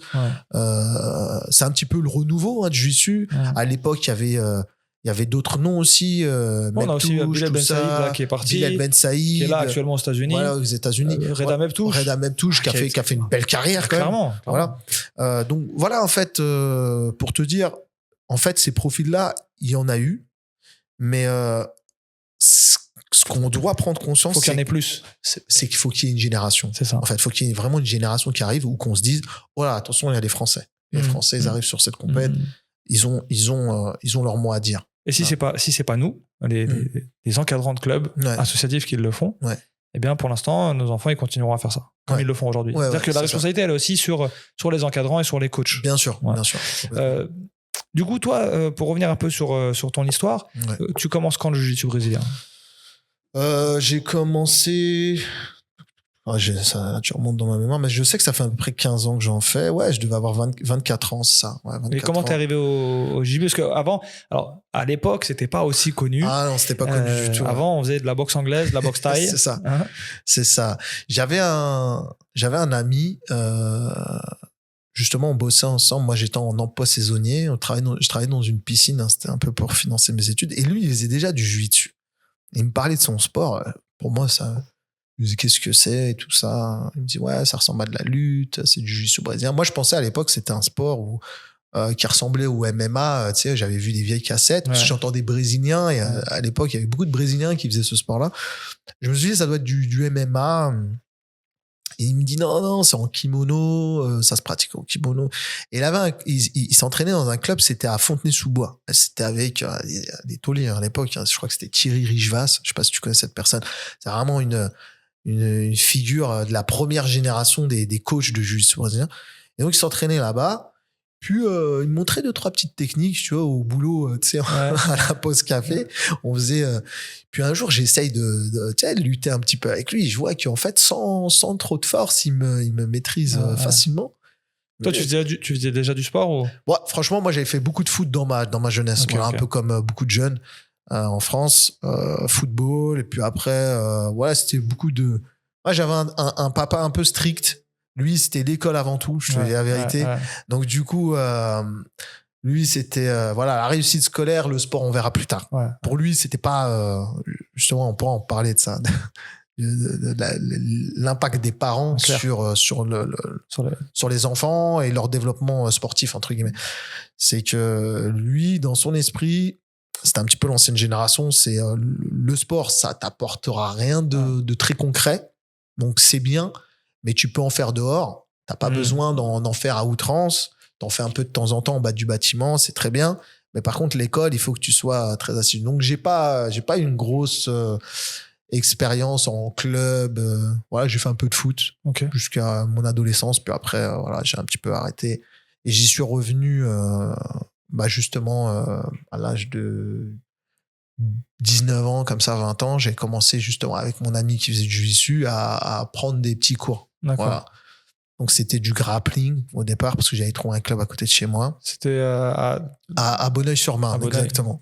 C'était du grappling. Voilà, j'étais pas très assidu pour être honnête. À ce moment-là, j'avais déjà commencé à bosser. Moi, je faisais déjà des grosses journées déjà. J'avais 19-20 ans. Donc, voilà, je fais un peu de grappling 1-2 fois par semaine. Je fais ça pendant 5-6 mois comme ça. Puis après, j'arrête. Le club, il ferme, tu vois, en fait. Bon, voilà, les aléas de la vie. Et j'y retourne, donc, du coup, en 2020, non, j'avais 24 ans. Donc c'était je me rappelle plus de l'année. J'avais 24 ans. Du coup, voilà, je trouve un club à côté de chez moi. C'était Paulo Sergio qui entraînait. C'est un Brésilien. Moi, je me suis dit, jiu-jitsu brésilien, c'est un Brésilien qui entraîne, ça peut être que bien. C'est le frère des frères Gracie. Voilà, c'était un peu ça. Donc, du coup, je vais là-bas, je vois que c'est une ambiance assez très martiale, tout ça et tout. Ouais. Et je me surprends parce que j'y vais, j'ai pas d'amis. J'ai pas d'amis avec moi. Tu sais, souvent, il te faut un ami. C'est quelqu'un qui t'emmène en général. En général, c'est quelqu'un qui t'emmène. J'y vais tout seul, je vois une annonce, j'y vais, je tape à la porte. Est-ce que je peux m'entraîner? T'as déjà fait? Et pourquoi t'as voulu enfin, je veux dire, pourquoi t'as voulu faire du sport à ce moment? Pourquoi t'as voulu t'entraîner? Pourquoi un sport de combat? En fait, comme je t'avais dit, j'ai fait beaucoup de foot, j'avais fait beaucoup de sports collectifs.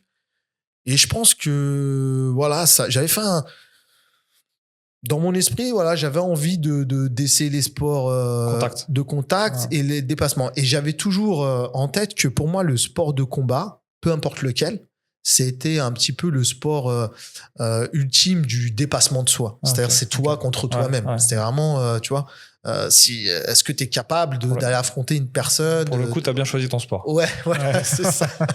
C'est ça.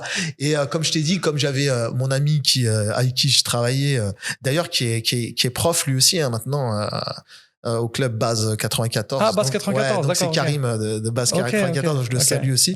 Et du coup, voilà, comme j'avais vu, je me suis dit, cet art martial, il est trop fou. Je te dis, mais vraiment sans force, il arrive à me neutraliser. Je dis, c'est ce truc-là que je veux faire. Ça doit être génial.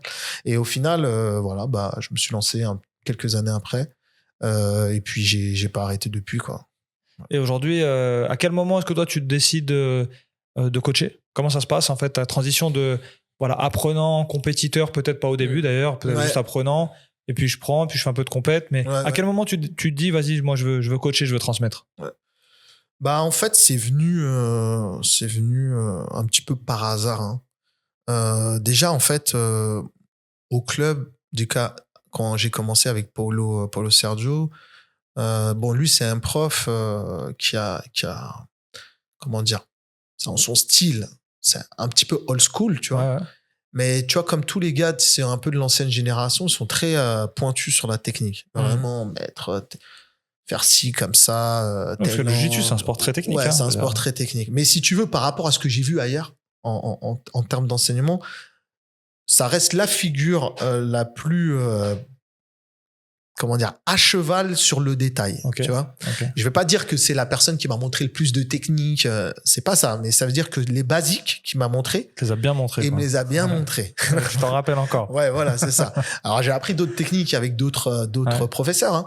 Mais avec lui, c'était, alors il y avait peut-être pas beaucoup de techniques en soi dans l'apprentissage, c'était peut-être une par semaine, une toutes les 2 semaines. Mais finalement, avec le temps, je me suis rendu compte que c'était la bonne manière d'apprendre. Mais tu sais, quand t'es jeune, t'en veux toujours un peu plus. Oh, puis t'as envie d'en découdre, hein, la vérité. Voilà, c'est long de pas, mets ton pied là, tourne ton orteil, etc. T'as compris. Et lui, il était beaucoup dans ça. Ouais. Et donc, du coup, moi, comme je t'ai dit, j'ai fait des études. Tu sais, mon père, il était à fond dans les études. Donc, j'avais un petit peu, grâce aux études, une bonne faculté de mémorisation. Tu vois, okay. J'étais pas plus doué que les autres, mais je retenais peut-être. Ouais, t'avais un mécanisme intellectuel en fait dans ton apprentissage sportif. Dans mon apprentissage sportif, si tu veux, je pense que mon parcours scolaire m'a permis un petit peu de faire des schémas de c'est comme ça. Qu'est-ce que t'as étudié? J'ai travaillé dans les sciences en fait, de mesures physiques, tout ça. Ok, d'accord. Ouais, donc t'es en plein dedans. Ouais, tu commences bien. Ouais. Donc du coup, je me suis dit ça centre ressemble de gravité. Ouais, c'est un peu ça, tu vois. Voilà, après on va pas faire les grands scientifiques, non mais moi j'ai mes élèves, je leur parle de ça. Ouais. Parce que t'es obligé. Ouais, après le jiu-jitsu c'est un sport mécanique, c'est du feeling, c'est des leviers, c'est mécanique. Exactement. Quand il y a quelque chose qui force, c'est des points d'appui, ça marche pas. Tu vas toujours contourner un petit peu la force. Ouais. Donc du coup ça me parlait en fait, si tu veux, mais de par un petit peu mon parcours scolaire et tout ça, et puis le fait que voilà, j'avais une bonne mémoire, du coup je retenais un peu plus facilement les techniques peut-être que d'autres élèves. Et au bout quand j'ai eu un peu plus de maturité technique, au bout de 5 ans, 6 ans, je me rendais compte qu'il y avait pas mal de gens qui me demandaient comment tu fais cette position, tu peux me rappeler si. Donc c'est venu un peu comme ça. Donc tu penses que c'est cette capacité à mémoriser les techniques et à savoir les retranscrire qui t'a poussé à vouloir transmettre? En fait, ça s'est fait, comme je te dis, naturellement. C'est-à-dire que je me rendais compte qu'il y avait pas mal de gens qui me demandaient des conseils. Okay. Donc, et finalement, je voyais qui étaient réceptifs à ce que je leur disais, tu vois, parce que j'expliquais pas de la même manière que mon prof. J'avais peut-être des mots différents. Peut-être que je leur expliquais ma compréhension. Tu fais quoi, ceinture violette? Ouais, j'étais ceinture violette. Je leur expliquais ma compréhension de la technique. C'était peut-être pas la compréhension parfaite, si tu veux, mais c'est peut-être ça qui a apporté un plus. Voilà, c'est ça que je suis en train de te dire.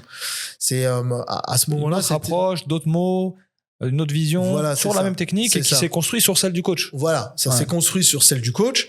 Et après, tu vois, tu vas donner peut-être un petit feeling. Ouais, moi j'aime réaliser ce mouvement-là quand je suis dans cette position. Ça, c'est peut-être pas quelque chose que le coach il te dit systématiquement. Parce que lui, il le fait peut-être pas dans cette position. Voilà, exactement, c'est ça. Pourtant, ça marche. Ouais, ça marche, exactement. C'est pour te dire, en fait, il y a plusieurs vérités. Moi, je leur enseignais un petit peu la mienne, si tu veux, ou ma compréhension de cette vérité-là. Et du coup, je voyais qu'il y avait un petit public réceptif.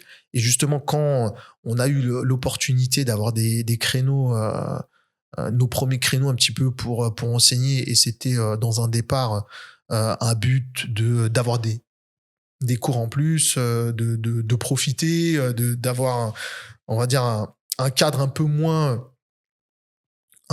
comment dire formel, tu vois, d'un cours, et c'était plus on se retrouve des espaces de pratique. Ouais, c'est ça, on avait un espace de pratique, on a commencé comme ça.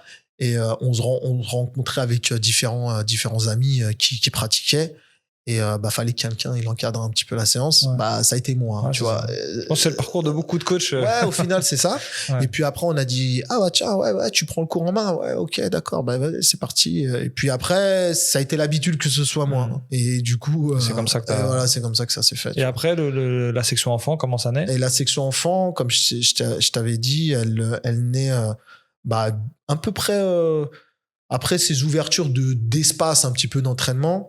Un an après à peu près, voilà, il y a les papas des enfants qui viennent s'entraîner, et ils me posent la question, ça serait bien d'entraîner tes enfants. À ce moment-là, moi j'ai un fils, il a 4 ans. je me dis, ouais, pourquoi pas, s'il ramène ses enfants comme ça, je lui apprends des techniques. Parce que vu qu'à la maison, tu sais, on aime bien chahuter un petit peu, tu sais, il va faire comme papa, comme beaucoup d'enfants de coach, tu vois. Ou le jeu à la maison, c'est de se faire une clé de bras, c'est de s'étrangler. Ouais, voilà, monter dans le dos, tout ça et tout. Oh, je me dis, ouais, pourquoi pas, on commence et tout, on fait un peu de jiu-jitsu pour les enfants, on leur fait un cours par semaine, le samedi matin. Voilà, on voit que ça prend, ils aiment bien et tout. Et voilà, ça commence comme ça. Et puis, quelques années après, voilà, comme je t'ai dit, on structure un peu plus.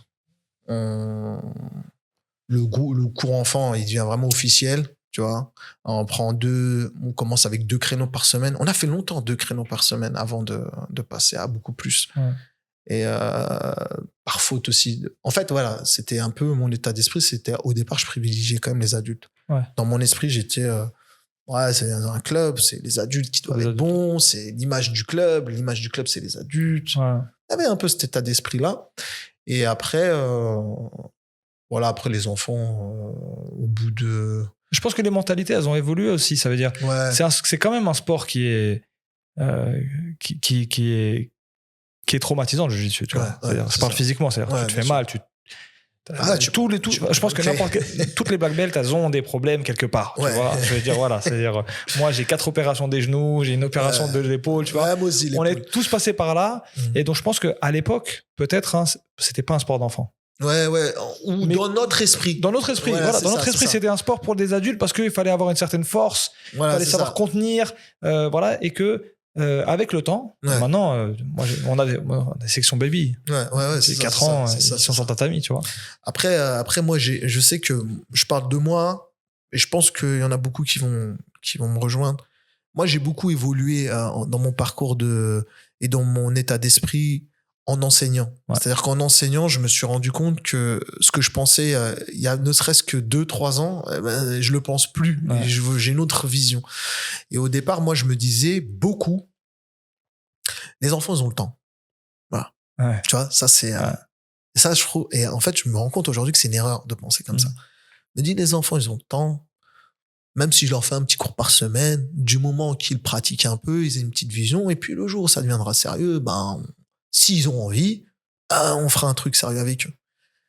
Et en fait, moi, je me disais, voilà, quand ils auront 17, 18 ans, là, c'est un peu plus sérieux parce que justement, par rapport à ce que tu dis, ils ont une morphologie d'adultes, du coup, ils sont plus prêts à encaisser une charge d'entraînement d'adulte. Et j'ai changé d'état d'esprit là-dessus parce que finalement, quand tu regardes, la plupart des personnes qui regrettent quelque chose dans leur vie, qu'est-ce qu'ils disent ? Si j'avais su, quand j'étais enfant, j'aurais fait. Exact. On est d'accord. Ouais. Donc, du coup, je me rends compte que c'était une erreur de penser que les enfants, ils ont le temps. Ils ont pas le temps, en fait. C'est maintenant. Si tu veux qu'il y ait quelque chose qui sorte d'eux, et là, on parle de performance, mais pas que. Si tu veux que les enfants, ils deviennent des bonnes personnes, c'est enfant que tu les éduques. C'est pas une fois qu'il est adulte que tu lui apprends les bonnes manières. C'est ça. Si tu veux que ton enfant, il ait de la réussite, c'est enfant qui fait des études. Après, il peut reprendre ses études adultes, on est d'accord. C'est plus difficile. Mais c'est plus difficile. En fait, quoi qu'il arrive, c'est enfant que tu construis l'adulte. Ouais. Donc, du coup, si tu fais rien, ou si tu penses que l'enfant, il a le temps, tu vas laisser le temps filer et il va rien se passer, finalement. Et d'autant plus dans le jiu-jitsu, parce que vraiment, le jiu-jitsu, pour moi, j'ai fait de la boxe, j'ai fait de l'anglais, j'ai fait de la thaï. Le jiu-jitsu, c'est le sport qui, pour moi, intellectuellement parlant, est le plus stimulant. Ouais, vraiment, ça veut dire il y a un travail de développement des sens. Complètement. C'est-à-dire on peut combattre les yeux fermés, on peut combattre sans les mains. Je veux dire, on peut combattre sans avoir à attraper. Des fois, je fais ce jeu-là. On le fait aussi, tu vois. Et franchement, sans saisie, yeux fermés. Yeux fermés, tu travailles tous tes sens. Tu combats. Au bout d'un moment, tu regardes plus quand tu combats. Bien sûr, c'est que du feeling, c'est que de la sensation, etc. Donc, et puis il y a tout ce qu'on disait tout à l'heure, ces éléments ces notions de levier, de point d'appui, de centre de gravité, d'équilibre, etc., qui font que chez un enfant, ça stimule tellement de sens à la fois et ça développe des vraies capacités intellectuelles. Et plus tôt on leur donne l'habitude de faire ça. Par exemple, moi, des fois, je souris, on a des enfants, ils n'arrivent pas à faire 2 choses en même temps. C'est-à-dire, tu leur dis, faut pousser, Il va pas réussir à pousser en même temps prendre un grip. Ouais. Pour lui, prendre un grip, c'est pour tirer, et pousser, c'est les mains ouvertes, tu vois. Ouais, c'est ça. Et ils n'arrivent pas à faire deux choses, attaque, défendre, etc. Donc, il y a plein de mécanismes que le jiu-jitsu, il appelle, qui pour moi, c'est justement quand ils sont enfants qu'il faut le faire. Bien sûr. Tu vois. Ouais, bah voilà, on est d'accord, bah c'est ça. Et pour toi, quelle est ta pédagogie? Quelle est ta pédagogie aujourd'hui quand tu enseignes? C'est quoi ta pédagogie aujourd'hui? Si tu devais décrire un peu ta vision de l'enseignement du jiu-jitsu à un enfant. Franchement, c'est assez simple. Des fois, on me pose cette question, qu'est-ce que tu fais? Parce que voilà, on va dire que j'ai des enfants qui ont des bons résultats ces dernières années là en compétition, ils se débrouillent bien. Du coup, on a l'impression que j'ai un programme qui sort de... Mais en fait, il est très simple, c'est quasiment, voire même, ouais, c'est une copie conforme du programme adulte. En fait, il n'y a rien de... Je fais pas vraiment d'adaptation par rapport à l'enfant en me disant, ouais, l'enfant, il faut que j'utilise un vocabulaire particulier. Non, en fait, c'est simple, c'est que nous, ce qu'on a fait au club, on a divisé le groupe en deux. D'accord? On a mis les débutants dans un groupe et les confirmés dans un autre groupe. Et la chose qui est un petit peu stimulante pour les débutants, c'est que si ça marche bien pour eux, ils montent dans l'autre groupe. Ils vont aller chez les autres. Après, pour l'instant, on n'a pas puni des enfants pour qui, si ça se passe pas bien, bah tu redescends. Ouais. Parce que sinon, ça signifierait... En fait, c'est mon esprit. Je me dis, si je le rétrograde, ça signifie que le groupe débutant, il est moins bien. Alors que j'ai pas envie de leur faire comprendre qu'il est moins bien. C'est juste une étape. Vous êtes dans ce groupe-là, c'est une étape pour vous. Et lorsque vous serez bon, donc plus débutant, vous passerez dans l'autre groupe. Maintenant, ça peut, en fonction des profils, mettre 6 mois, 1 an, 2 ans pour d'autres profils. Donc voilà, déjà, ça, on a divisé le groupe en deux. Et donc, l'intensité des entraînements, elle n'est pas la même. Pour le groupe débutant, on essaye de... Donc, c'est mon ami, c'est James qui s'occupe de ça, James Fagou, on lui fait un petit clin d'œil, ceinture noire aussi. Il s'occupe de ce groupe-là. Il a 3 séances par semaine. Combien d'enfants? Sur ce groupe débutant, il y a une quarantaine d'enfants inscrits. Après, tu connais, hein, quand ils sont 40, ça veut dire qu'ils sont 25 à l'entraînement à peu près. Ouais, 40 enfants inscrits sur ce groupe-là. Du coup, groupe débutant, il y a 3 séances par semaine. Comme c'est des débutants, les cours, ils durent pas 1h30. C'est des cours de 1h, 1h15. Donc, il y a beaucoup de motricité en début d'année. Voilà, donc tout ce qui est apprendre à se déplacer au sol, apprendre à gérer son corps, gérer l'espace. Bon, voilà, si tu vois, on rentre dans le détail du programme, c'est un peu ça. Et après, les mouvements de base. Donc, pour nous, on a identifié ce qui était les techniques de base que l'enfant il doit maîtriser. Okay. C'est les concepts, la garde fermée, la montée, des soumissions classiques comme clé de bras, l'étranglement arrière et le triangle. Voilà, on va pas plus loin que ça. On va pas plus loin que ça pour l'instant sur les enfants débutants. Après, c'est les techniques de renversement basiques. Voilà, en fait, ça va être des mouvements, des techniques avec trois mouvements, 3 enchaînements. Est-ce que c'est plus une dynamique? Est-ce que c'est plus une perspective d'exigence technique sur les mouvements ou plus une dynamique de quantitative, c'est-à-dire de faire beaucoup de répétitions pour que le mouvement rentre, même qu'il devienne un automatisme, alors, même s'il n'est pas parfaitement exécuté. Ouais. Moi, j'ai envie de te dire, il faudrait que ce soit un mix entre les deux. Ouais. C'est dans l'idéal. Si tu t'entraînes 2 fois par jour. Ouais, voilà, tu vois. Après, sur des enfants, moi, avec le temps, j'ai appris, mais j'étais pas comme ça. Et je sais que chaque prof, il est différent. Donc moi, je mets pas, j'ai pas l'œil sur ce que fait mon collègue James, mais je pense que c'est un peu ça. On n'est pas à cheval pour l'instant sur la précision du mouvement. Faut qu'il y ait l'intention, la bonne dynamique, que l'enfant il comprend ce qu'il fait. S'il a compris que voilà, fallait attraper cette main parce que si en cassant un appui, la personne elle risque de tomber, bah c'est bien, c'est qu'il a compris. Maintenant, s'il le fait mal, bon, c'est pas grave. Tu vois, tant qu'il le fait. Petit à petit, on va le corriger. Tu vois. Et je pense qu'en fait, et ça, c'est un truc que maintenant je dis beaucoup, n'ayez pas peur de vous tromper. C'est en vous trompant que vous améliorez. Et si vous pensez bien faire du premier coup, souvent, on va pas faire au final parce que on a peur, on n'a pas envie de se lancer. Donc voilà, faut que l'enfant ou l'adulte, tout le monde, finalement c'est la même chose, faut pas qu'il ait peur de se tromper. Donc faut qu'il essaye.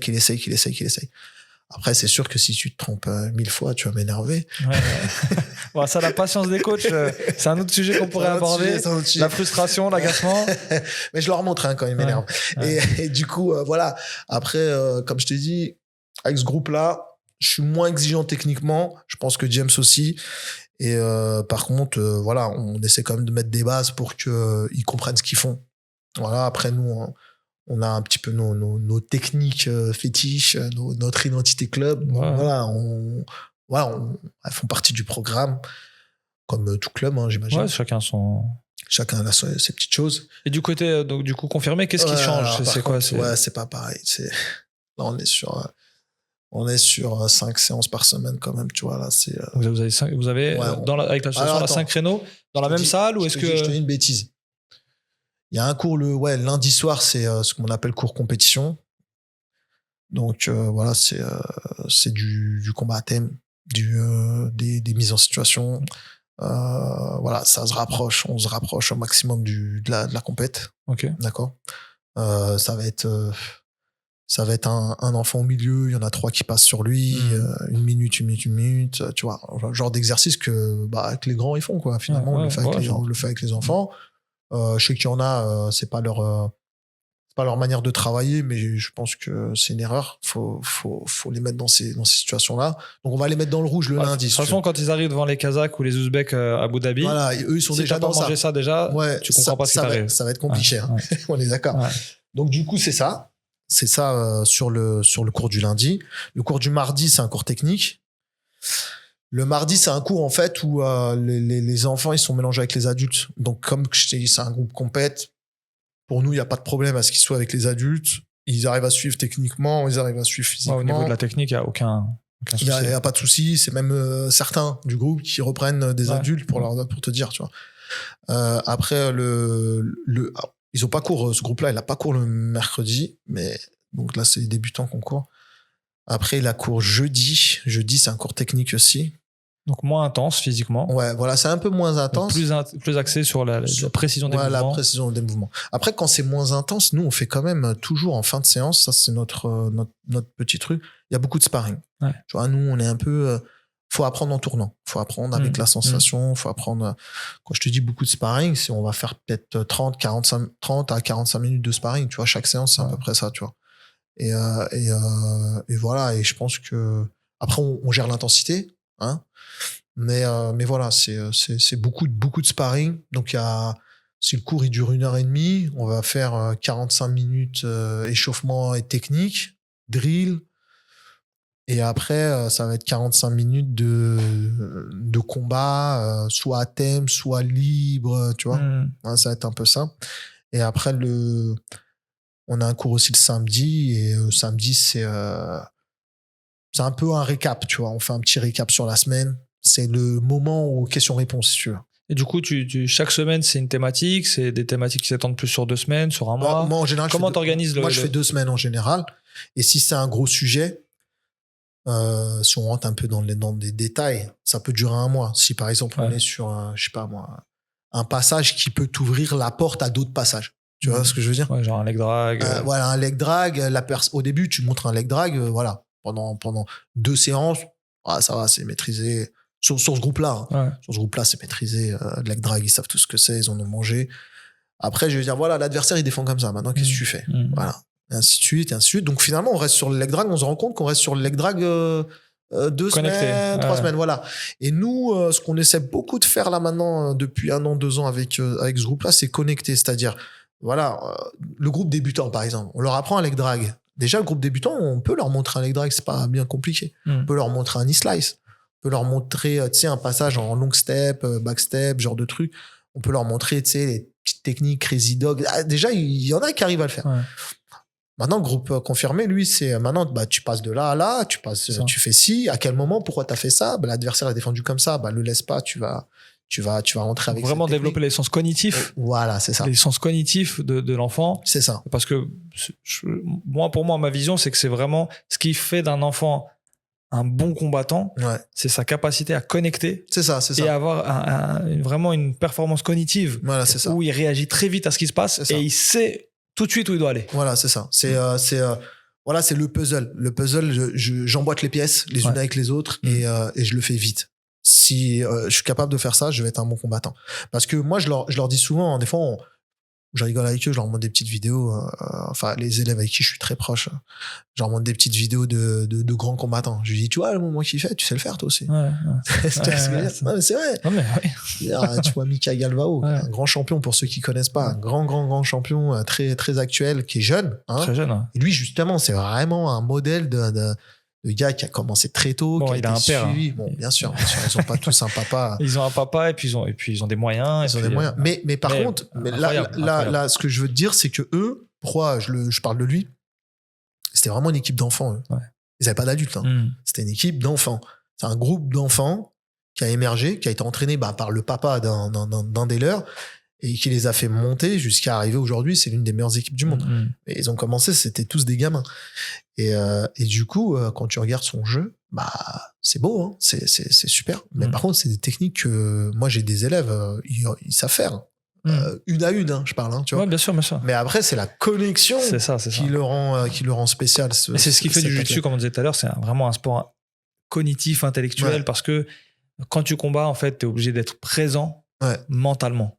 C'est ça. Et sur la résistance mentale, mais aussi sur la capacité, en fait, à analyser le jeu. À analyser ce qui se passe. C'est ça, c'est réagir au bon moment avec la bonne solution. Ouais. Des fois, je leur pose des questions, je lui dis, voilà, t'as fait ça, mais pourquoi tu l'as fait? Est-ce que t'es content de ton jeu? Des fois, ils doutent, je sais pas. Et il y en a, ils répondent bien. Et voilà, mais c'est développer ces sens-là. Et en plus, c'est des sens qui vont leur servir dans la vie, hein, tu sais. Tu fais un choix. Capacité d'adaptation, réagir. Voilà, t'as réagi. Analyser. Et puis, tu vois, quand ils combattent, ils sont un petit peu sous adrénaline, sous stress, on va dire. Certains plus que d'autres. Et comment ils réagissent, voilà, s'ils sont confrontés à ça, ils ont l'habitude de bien réagir. Au bout d'un moment, même quand ils sont dans une situation de stress, même hors sport et hors cadre sportif, ils arrivent, en général, ça leur sert. De toute façon, les parallèles, ils sont évidents. C'est-à-dire, analyser une situation où je dois choisir selon ce que fait mon adversaire, comment je dois réagir, c'est analyser une situation. Dans la vie, quand tu fais tes choix, tu dois analyser des situations. Voilà, c'est ça. Tout à l'heure, tu parlais de quand t'es rentré dans le jiu-jitsu, tu disais je voulais un sport où j'allais m'affronter moi-même. Il n'y a rien. Enfin, moi, j'ai pas connu de sport plus difficile pour son âme que le jiu-jitsu. Ça veut dire, moi, ce que je dis à toutes les ceintures blanches adultes qui commencent, je leur dis accrochez-vous, vous allez faire 6 mois de purgatoire. Mais oui, moi, ce que je leur dis, c'est vous allez faire la serpillière pendant 6 mois. Accrochez-vous. Parce que par contre, la récompense, après, la récompense, c'est quand vous allez comprendre ce qui se passe. Vous allez avoir une satisfaction incroyable parce que ça va ouvrir Donc, il y a la patience sur soi-même. Après, il y a les blessures. Tu vois, en fait, dans le jiu-jitsu, il y a dans la compétition, par exemple. Tu vois, dans la compétition, le fait de gagner, de perdre, de penser qu'on allait gagner, et puis on tombe sur quelqu'un, grosse surprise. L'injustice aussi, parfois, ça arrive. L'arbitre, la justice, donc apprendre à la discipline. Nous, je sais qu'on est très dur avec nos enfants sur la discipline et sur l'attitude avec l'arbitre et sur l'attitude dans la défaite et dans la victoire. Tu vois, ça, c'est important, ça. Puis saluer le coach, quoi qu'il arrive, l'enfant, l'adversaire, parce que de toute façon, t'as gagné ou t'as perdu, lui, il est pour rien. Lui, il est venu, il s'est entraîné, il a fait son boulot, on va dire. Donc ça, c'est important, ça donne des bonnes valeurs, ça donne une bonne éducation, entre guillemets. Ça forme vraiment les enfants. Et est-ce que vous avez de la préparation physique, du coup, dans votre programme? Parce que là, déjà 5 fois par semaine, c'est déjà... Quand je te dis 5 fois, en fait, c'est plutôt 4. Mais on a des créneaux un peu... on a des espaces libres, si tu veux, où, avec certains enfants, on va se voir et on va tourner. Par exemple, le mercredi midi, on a une salle. Ah ouais, d'accord. Okay. Donc en plus, là, c'est... Ouais, ça, c'est presque du cours privé, tu vois, si tu veux. Okay. Et après, c'est pas tout le monde qui peut venir, mais bon, en général... Du coup, toi, t'arrives à adapter avec le travail? Alors, en fait, moi, j'ai une chance. C'est que je travaille, tu vois, à 10 mètres de la salle. Tu vois ce que je veux dire. C'est-à-dire, voilà, je suis sur la ville de Valenton, je travaille pour une société qui est à 10 mètres de là où je m'entraîne, tu vois. Donc, voilà, j'ai cette chance-là. Et les autres salles que j'utilise, elles sont pas bien loin non plus, tu vois. Elles sont à 5 minutes. Donc, un créneau mercredi midi et... Voilà, créneau mercredi midi qui nous permet de faire un peu des mises au point techniques. Ça, c'est vraiment pour les compétiteurs un petit peu chevronnés. Si tu vois ce que je veux dire. Compétiteurs chevronnés, ils viennent et ils font de la mise au point technique. C'est là qu'on prépare un peu, entre guillemets, pour ceux qui sont un peu dans les game plans, tu vois. Si tu veux. Cette compète, j'attends ça de toi. Et ça, je le fais pas avec tout le monde. Donc là, on parle vraiment d'une préparation très spécifique avec des objectifs définis avant la... On n'est plus au stade de je vais en compétition puis je vais voir. On est dans tu vas là-bas et tu vas faire ça. Et là, c'est un travail très technique. Comment je les mets au défi, c'est que je les filme. Ça, c'est nos petits trucs, tu vois. C'est pas un secret. Je sais qu'il y en a plein qui font ce genre de choses. Nous, on filme aussi les petits. Je le filme et je lui dis, voilà, ton combat, ta technique, elle est là. Tu vois, on t'a filmé. Je la veux sur ton prochain combat, tu vois. Ton prochain combat, je le veux. Et si elle sort, tu vois, après, je lui fais une petite vidéo, je lui fais un petit montage, je lui envoie, il est content. S'il veut, il la poste sur ses réseaux sociaux. S'il veut pas, il la garde. Je sais que les enfants, ils sont très... c'est vrai. Très, comment dire ça dépend des enfants. Il y en a, ils aiment bien s'exposer, d'autres ils aiment pas. Mais ils aiment bien qu'on valorise leur travail. Mais par contre, quand tu lui envoies, quand le coach il lui a fait une petite vidéo, il lui envoie, il lui dit tiens, je t'ai fait une petite vidéo sur ton move que t'as fait. En général, il kiffe l'enfant. Tu vois, il est là, il se dit ah ouais, mon coach il m'a. Le petit, ils sont valorisés parce que son coach. Si tu as écouté le podcast avec Sophie Barr qu'on a fait précédemment. C'est ce qu'on explique. On dit le coach, il a une figure pour l'enfant qui est au-delà du simple coach. En fait. Exactement. Donc il y a une vraie relation et ça le valorise l'enfant. Donc par exemple, tu vois, moi j'ai aussi des dans notre groupe, on a des petits et on n'a pas qu'un peu. Ils font de la lutte sur un club ami à côté et 2 fois par semaine. Et on les a encouragés un peu, tu vois. Moi-même, j'ai mis mon fils pour te dire, tu vois. Parce que là, tu ne l'as pas dit depuis le début du podcast, mais j'allais y arriver. Parmi les compétiteurs de ton équipe, il y a ton fils. Mais je te laisse le sujet, on y arrive. Ça, c'est un grand sujet. On y arrive. Donc là, il y a 2 entraînements de lutte, 4 entraînements officiels. De jiu-jitsu plus quelques entraînements. Donc, tu vois, c'est une équipe qui s'entraîne beaucoup. C'est énorme. Donc, après, voilà, il n'y a pas de secret.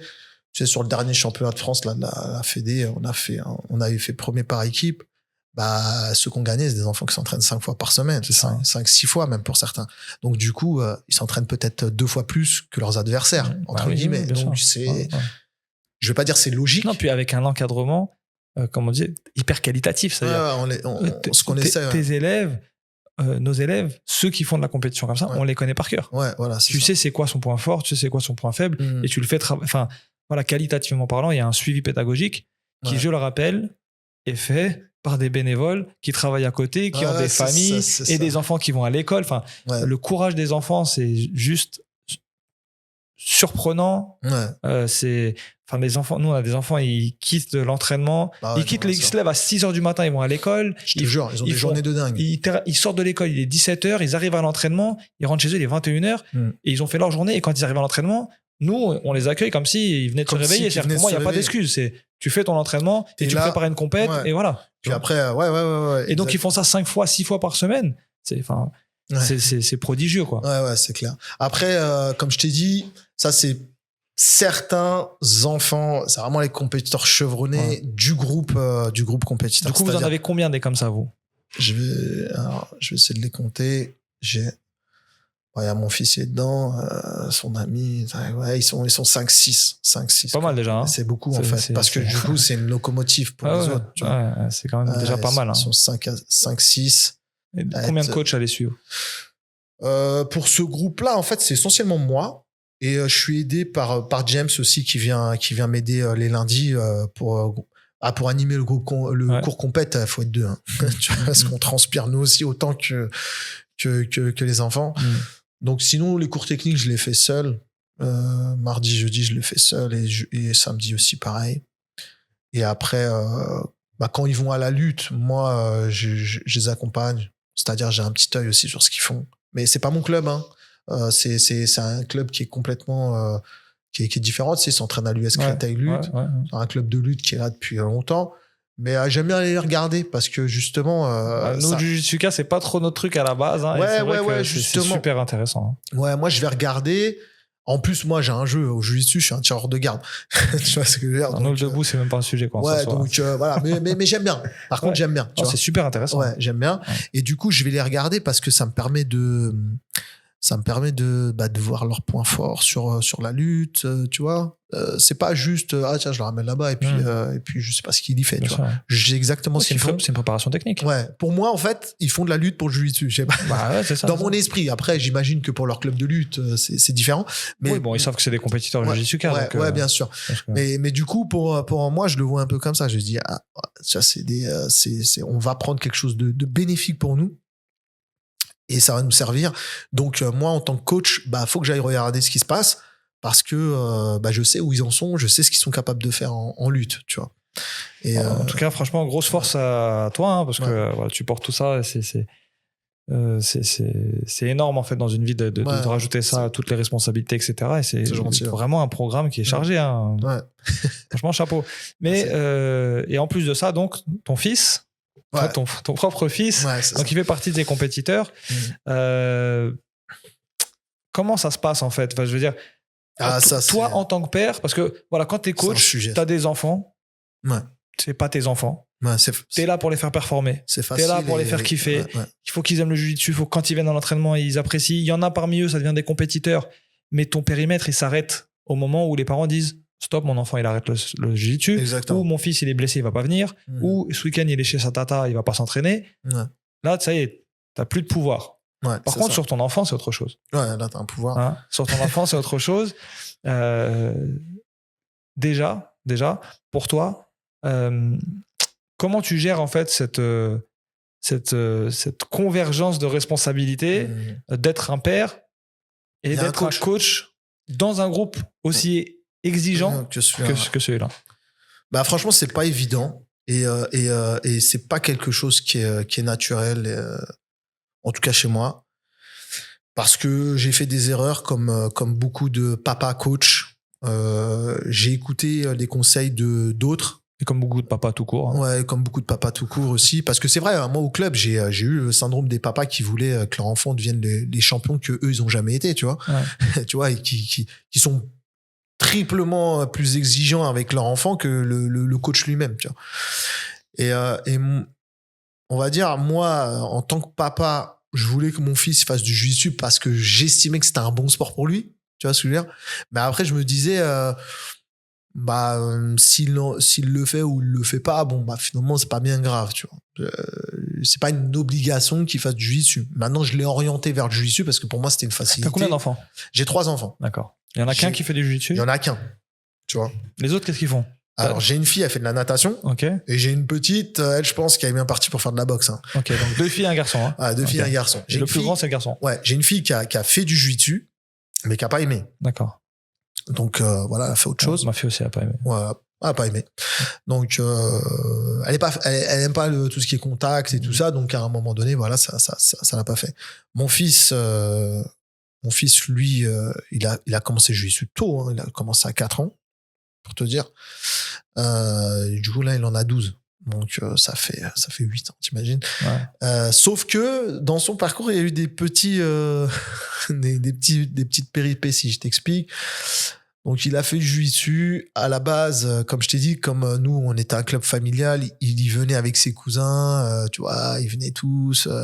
C'était, on s'y retrouve pour passer un bon moment. Ouais. Et puis après, petit à petit, il y a un cousin qui vient plus, un deuxième, un troisième, et puis ils se retrouvent tout seuls. Et là, j'ai senti qu'en étant seul, il avait moins cet intérêt pour la discipline. Du coup, je dis, quand même qu'il fasse du sport. Donc, il finit l'année, tout ça et tout. Et puis, il m'avait déjà demandé, j'ai envie de faire du foot, comme mes copains, tu sais, comme beaucoup d'enfants du coin, quoi. Et le foot, voilà, c'est un sport très populaire, c'est un sport qui forcément, tous les enfants, ils ont envie au moins d'essayer. Et je crois que ma mère, parce que à l'époque, il était déjà un peu doué, tu vois. Il faisait pas beaucoup de jiu-jitsu, hein. Il faisait 1 ou 2 entraînements par semaine. Mais par contre, tu vois, même une technique compliquée, il arrivait à la réaliser, à l'assimiler, quoi. À l'assimiler, à la faire, produire. Et tout ça, voilà. Il avait, j'ai une bêtise, je crois qu'il avait à peu près 10 ans à ce moment-là, 8 ans, me rappelle plus, 9 ans peut-être. Il était déjà, tu vois, un petit peu en avance techniquement, tu vois. Ouais. Mais il lui manquait quelque chose, tu vois.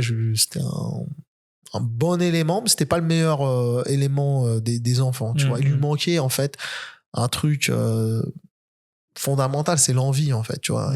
Bon, après, quand on est père et coach, on est très dur. Ouais, très dur. Et on a du mal à savoir ce qui relève du jugement du père ou du jugement du coach. Là, je te jure que c'est un jugement très, comment dire, avec beaucoup de recul, tu vois, sur l'époque. À ce moment-là, tu vois, je disais, il est bon, mais il fait pas ce que j'ai envie qu'il fasse, tu vois. Tu vois ce que je veux dire ? Quand je le voyais à l'entraînement perdre un sparring contre quelqu'un avec qui il devait pas perdre le sparring, ouais, tu vois, ça m'énerve un peu. Ouais. Et puis après, t'as une réflexion avec lui, tu vois, tu dis, c'est pas bien ce que tu fais, tout ça, t'as mal combattu, et ainsi de suite. Et puis tu lui mets une pression. Et en fait, c'est difficile, en fait, pour un enfant, je pense, d'être le fils du coach. Très dur. Ouais, je pense que c'est dur. Très dur. Et que sa place, elle est dure à trouver, tu vois.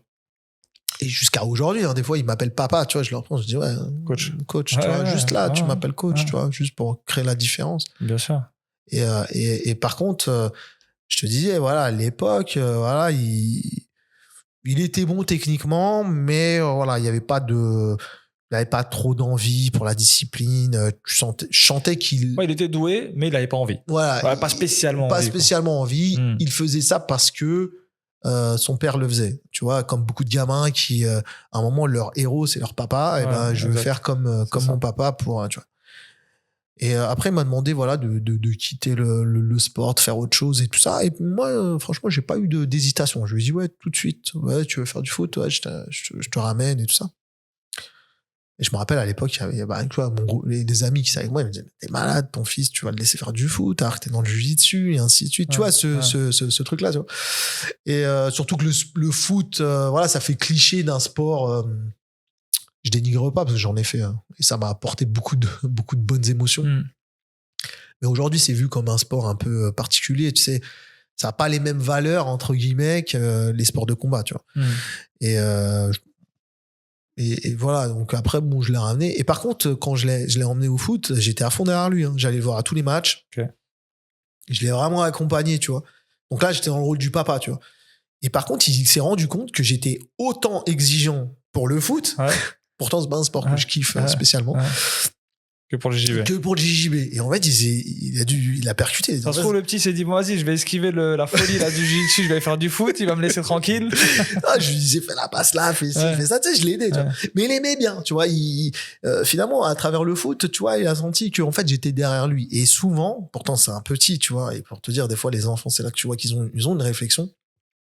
Un jour, il me dit, ouais, papa, tu vois, je suis assez content parce que tu vas me voir à tous les matchs. Et tu vois, moi, je faisais du jiu-jitsu et je sais que c'est ton sport. Tu vois, il me dit ça à 9 ans, tu vois. Il me dit, je sais que c'est ton sport, je faisais du jiu-jitsu et au final, j'ai voulu faire du foot et tu m'accompagnes dans ce que j'ai envie de faire. C'était presque un test, quoi. Ouais, tu vois, je sais pas comment. Inconscient, bien sûr, inconscient, mais c'était presque se dire, est-ce que dans le foot, il va être avec moi comme il est avec moi dans le jiu-jitsu? Ouais, je pense que j'avais ça. Et par contre, j'avais fait un petit deal avec lui à l'époque. Je lui ai dit, ouais, t'es bon quand même au jiu-jitsu, tu peux pas arrêter du jour au lendemain, faut que tu maintiennes quand même un peu. Et il dit, ouais, mais les entraînements de foot, ils tombent en même temps que ceux de jiu-jitsu, comment tu veux qu'on fasse? Et c'est là que je lui dis, bah, écoute, tu sais ce qu'on va faire, tu vas pas venir aux entraînements de jiu-jitsu, effectivement, ça tombe en même temps, tu fais du foot, bah, faut que tu fasses du foot à 100%. Par contre, quand il y a une compète, bah, t'y vas. Voilà, tu vois, je vais maintenir ce truc-là, tu vois. J'ai dit, quand il y a une compète de jiu-jitsu, t'y vas. Ouais, il y allait. Je me rappelle qu'au début, il gagnait un peu encore ses compètes et tout ça, où il faisait des podiums. Tu sais, à l'époque, il se satisfaisait d'un podium. Tu vois. Maintenant, ça a changé. Mais à l'époque, un podium, il était content, tu vois. J'ai fait un podium et tout, je suis content, j'ai une médaille. Puis au bout d'un moment, il n'en faisait plus des podiums, tu vois. Bah, forcément, tu vois, tu t'entraînes plus. Et ça l'a ramené à... Et un jour, il y avait notre première compétition à l'international, on va au championnat d'Europe. Donc, t'as vu, c'est pas si vieux, hein. C'était l'année où on s'était croisés, c'était en 2022, je crois, tu vois. En 2022 au championnat d'Europe à Dublin. Et là, il faisait pas de jiu-jitsu, mon fils. Je lui dis, bah, tu veux y aller? Il me dit, ouais, d'accord, et tout. Je le ramène. Puis, championnat d'Europe, je me suis dit, il va se faire rouster bien comme il faut, tu vois. Ça va lui faire du bien. Ça n'a pas loupé. Il s'est fait, il a pris une petite correction, tu vois, gentil. Et là, il revient, tu vois, et Et quand il revient à l'entraînement, je te jure, il me dit, parce que avant le championnat d'Europe, il s'était quand même entraîné un peu, tu vois. J'ai une bêtise, 2-3 semaines avant, il avait fait quelques petites séances histoire d'être un peu dans le bain, tu vois. Et quand il revient, je vois qu'il loupe les entraînements de foot, il me demande d'aller au jiu-jitsu, tu vois. Ça l'avait piqué. Qu'est-ce qui se passe? Et c'est là qu'il me dit, non, mais je veux plus faire de foot, là. Je veux revenir au jiu-jitsu, tu vois. Je lui dis, ah ouais, mais c'est un choix, c'est un vrai choix. Il me dit, ouais. Et donc, du coup, il revient au jiu-jitsu. Mais, allez, comme je sais que le foot, il aime bien, je l'ai changé de club, si tu veux. Il faisait les 2 sports en parallèle. J'ai changé de club où j'ai trouvé un club avec des horaires adaptés pour qu'il puisse faire les 2 sports. Et après, de lui-même, il m'a dit, non, mais moi, je veux être dans le combat maintenant. Tu vois, c'est-à-dire, il avait un petit peu mûri et la décision, elle est venue de lui. Et vraiment, c'est lui qui m'a dit, non, moi, je veux faire des sports de combat. Le foot, finalement, j'ai eu mon expérience, j'ai aimé, mais voilà, c'est pas ce que j'ai envie de faire. J'ai pas envie de continuer là-dedans. J'ai envie de faire des sports de combat. Et du coup, bah voilà, maintenant, c'est jiu-jitsu à fond. Là, je vais te poser une colle de psychanalyse un peu. Vas-y. Ça, comment toi, t'analyses déjà cette histoire-là, en fait? Ouais. Du point de vue d'un père. Comment tu l'as analysé avec le recul? Ouais. Bah, avec le recul, je me suis dit, finalement, en fait, le truc qui a marché, je dis que ça a marché. Pourquoi? Parce que ça aurait pu marcher dans le foot, hein. C'est pas la question. Peu importe le sport, finalement. Mais pourquoi je dis que ça a marché? C'est qu'aujourd'hui, je sais que mon enfant, il est épanoui dans ce qu'il fait. Tu vois, donc, j'estime que ça a marché. Et qu'il est demandeur d'en faire plus, tu vois. Il a envie, tu vois. S'il y avait 8 jours dans la semaine, il s'entraînerait 8 jours, tu vois. Donc, comment je l'analyse? Je me dis, bon, à un moment donné, j'ai écouté mon enfant. Au moment où il m'a dit qu'il voulait plus en faire, il me l'a pas dit, en fait. Je l'ai senti. C'est moi qui lui ai proposé. Je lui ai dit, tu veux faire autre chose? Et tu vois, j'ai pas attendu spécialement qu'il me le dise. Et par contre, quand il m'a demandé de revenir, c'est lui qui a fait la démarche, tu vois, de me dire, ouais, je veux revenir, je veux reprendre les entraînements de manière plus sérieuse. Et donc, du coup, en fait, c'est que j'ai laissé le choix. Je l'ai considéré, si tu veux, comme une personne qui avait le droit de choisir. Et je lui ai pas imposé quoi que ce soit. Mais est-ce que toi, dans ton fort intérieur, ça t'a... Quand il t'a dit, je vais arrêter le jiu-jitsu... Ah, moi, ça m'a piqué. Hein. Ouais. Ah, moi, ça m'a piqué. Mais par contre, avec l'expérience que j'avais, c'est pas de l'expérience personnelle, mais plutôt l'expérience de mon entourage, tu vois. Je voyais ce qui s'était passé pour certaines personnes et tout, qui étaient dans à peu près les mêmes cas.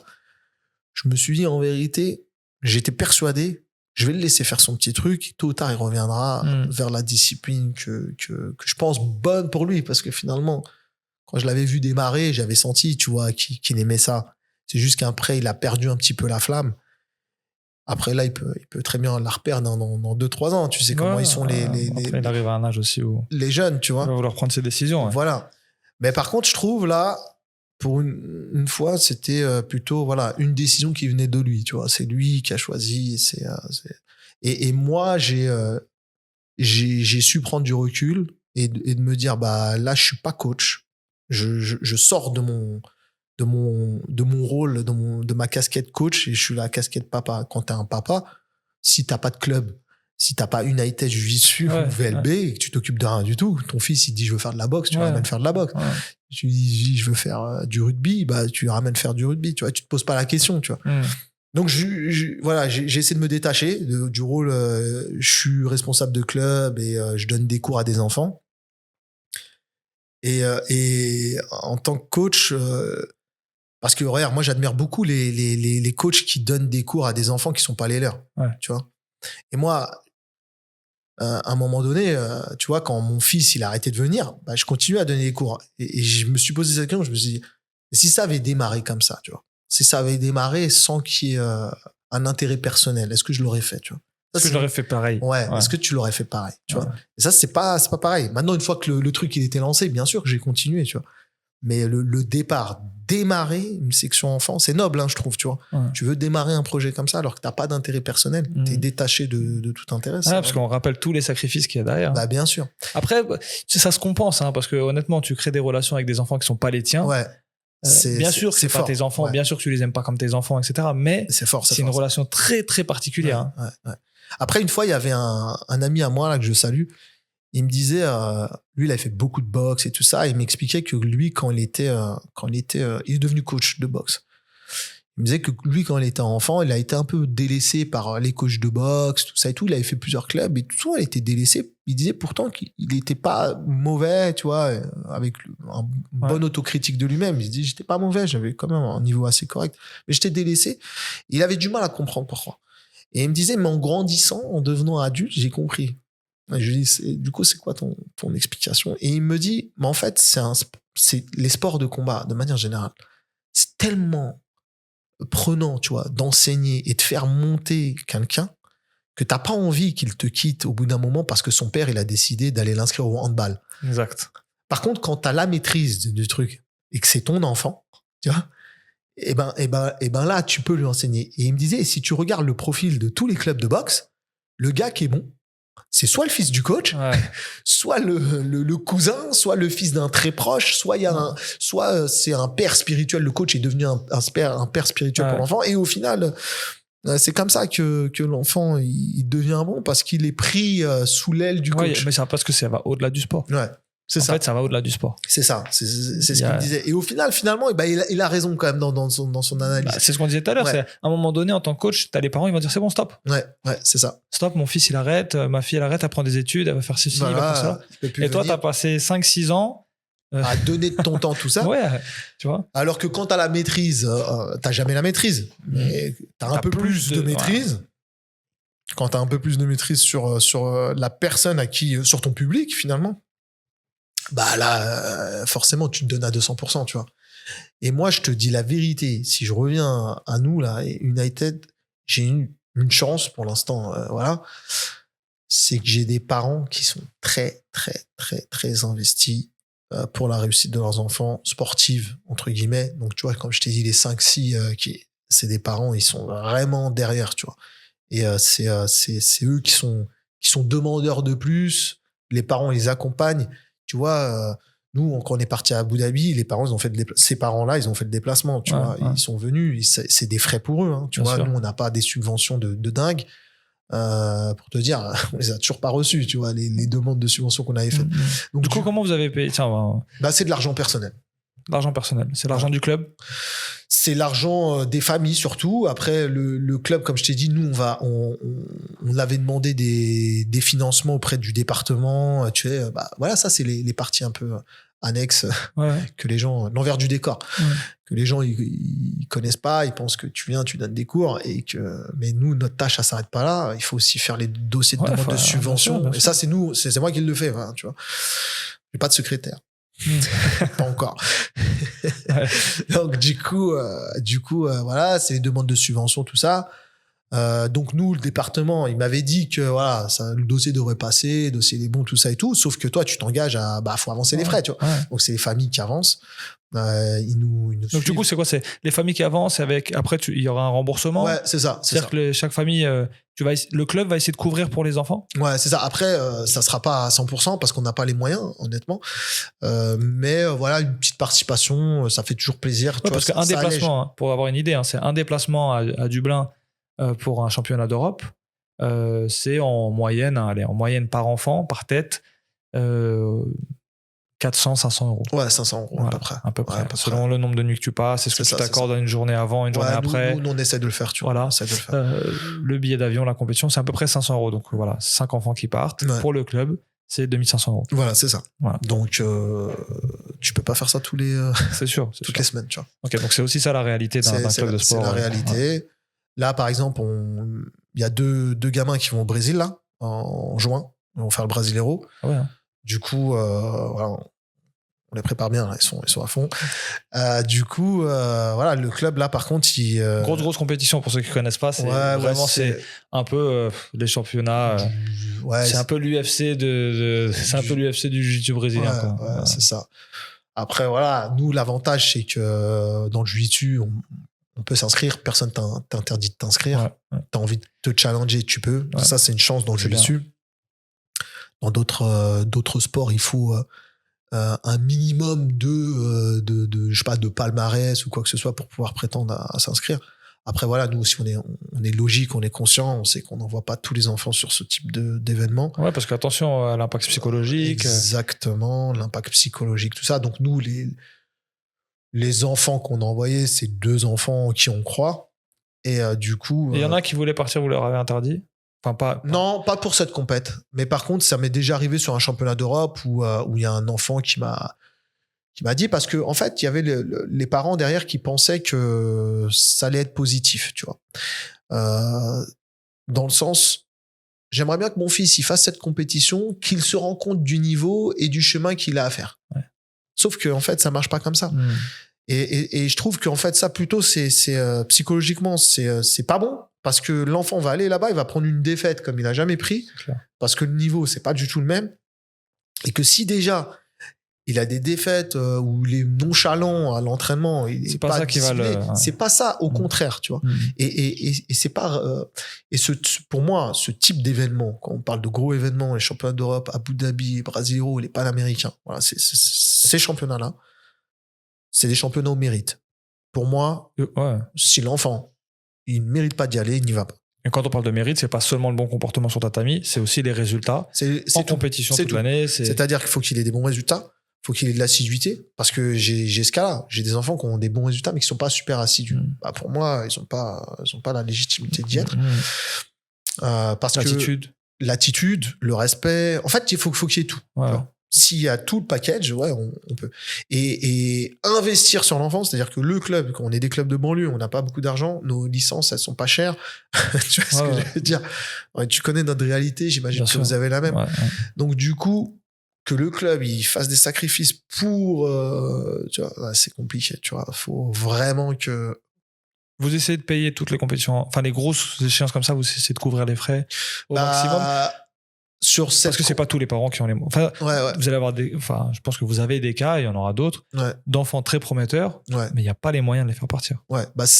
Pour l'instant ce qui s'est passé, comme je t'ai dit, voilà, on a fait Abu Dhabi. Abu Dhabi, c'est les familles qui ont payé les déplacements. Je vais recevoir une aide qui sera redistribuée. Bon, voilà. Sur les championnats d'Europe, là, c'est aussi les familles qui ont payé. Tu vois, ça veut dire que c'est un énorme sacrifice. Et moi, on le sait, tu vois. Donc, qu'est-ce qu'on essaye de faire, c'est que à côté de ça, comme on sait qu'ils font des sacrifices sur les compétitions et que dans le jiu-jitsu brésilien, les compétitions elles sont chères, elles sont payantes et que pour que leurs enfants ils s'exposent, il faut mettre de l'argent. Le club, soit on a une politique et se dire voilà, le club il paye les compètes, mais si on le fait, on va être très honnête, on va payer les compètes locales en France pour que la majorité puisse y participer et il y aura plus d'argent pour le reste, tu vois, parce que c'est simple. Ou alors on va payer les grosses compétitions ou aider, par exemple, sur les billets d'avion, genre de choses. Mais du coup, tu prends tout l'argent du club pour 2 ou 3 personnes. Donc, tu vois... C'est un dilemme. C'est un gros dilemme. C'est un gros dilemme. Là, sur le Brasileiro, par exemple, on paye les billets d'avion. On paye les billets d'avion des enfants. Donc, voilà, il y en a 2. Les billets d'avion sont à 800 €. Tu vois, c'est quand même un coût. Il y en a 2, voilà, on fait l'effort pour 2 personnes. Faut savoir, nous, les profs chez nous sont pas payés, c'est du bénévolat. Donc, tu vois, l'argent qu'on a, de temps en temps, voilà, si on peut faire un cadeau à un prof, on le fait, tu vois, on se débrouille. Mais on peut pas avoir cette démarche de dire, voilà, on paye toutes les compètes et tout ça. On n'est pas encore assez. Même si vous vouliez le faire, vous pourriez pas le faire. On peut pas le faire. C'est ça, en fait, la réalité. Après, on grandit. Ça a du bon aussi, hein, parce que quand on est confronté à, même pour nous, on parle souvent de ce que les enfants ils apprennent, mais qu'est-ce que nous on apprend? Nous, encadrants de club, nous, gestionnaires de club. Bien sûr. Qu'est-ce qu'on apprend avec notre contact avec les enfants? Qu'est-ce qu'on apprend à travers le contact avec les parents? Comment on apprend à gérer nos déceptions quand un enfant il arrête de venir alors qu'on comptait sur lui? On avait des plans où on l'apprécie, qu'on avait des objectifs plus humains avec lui et qu'il arrête de venir. Qu'est-ce qu'on apprend à devoir gérer des des choix comme ça cruciaux à dire on va payer pour tel enfant, pas pour tel enfant. Ouais, c'est ça. C'est extraordinaire, quoi. C'est extraordinaire. C'est compliqué. C'est faut se positionner, faut savoir ce que tu veux. Et puis après, par contre, quand tu prends une décision, faut t'y tenir, tu vois. Ouais, et puis après, il faut accepter les regrets aussi. Ouais, il faut accepter les regrets, c'est ça. Ouais. Après, voilà, tu vois, nous, on a fait une première expérience à Abu Dhabi. Les familles, elles ont fait un énorme sacrifice, tu vois, pour pouvoir venir. Ça a coûté des sous. Nous, comment on a vendu le truc, tu vois? Je n'ai pas dit, voilà, vos enfants, faut qu'ils fassent ce championnat. J'aurais dit, voilà, écoutez, il y a un beau championnat. Il est à Abu Dhabi. Si vous n'avez pas prévu de vacances, vous avez envie de venir, tu vois, dans ce sens-là, tu vois. Notre communication était comme ça. Et que vous avez les moyens d'y aller, eh ben, c'est l'occasion de ramener vos enfants sur cette compétition-là. Et maintenant, si vous voulez le faire, vous me le dites. Moi, je vois bien votre enfant participer parce que voilà, il a des bons résultats en France. Il a fait quelques petites compétitions internationales où ça s'est bien passé. On peut avoir de bons espoirs et quoi qu'il arrive, ça va lui servir. Si c'est le cas, vous me le dites et comme ça, on le prépare en conséquence. Voilà, en fait, c'était ça. Ouais. Et donc, les parents, ils l'ont un peu vu comme, on va faire des petites vacances. Il y en a, ils ont prévu, en fait, leurs vacances là-bas. Au final, c'était ça. De toute façon, tu sacrifies au moins une semaine, 10 jours. Voilà. Donc, au final, au lieu de faire un aller-retour très coûteux de 2-3 jours, juste le temps de la compète, on y est resté 10 jours. Et en fait, c'était des vacances un peu pour tout le monde. On s'est retrouvés là-bas. C'était un bon état d'esprit. Et voilà, ça a un peu remis aussi... le cadre club familial, tout ça et tout. On a rencontré d'autres équipes, c'était bien, on a sympathisé. Franchement, même des équipes qu'on connaissait pas.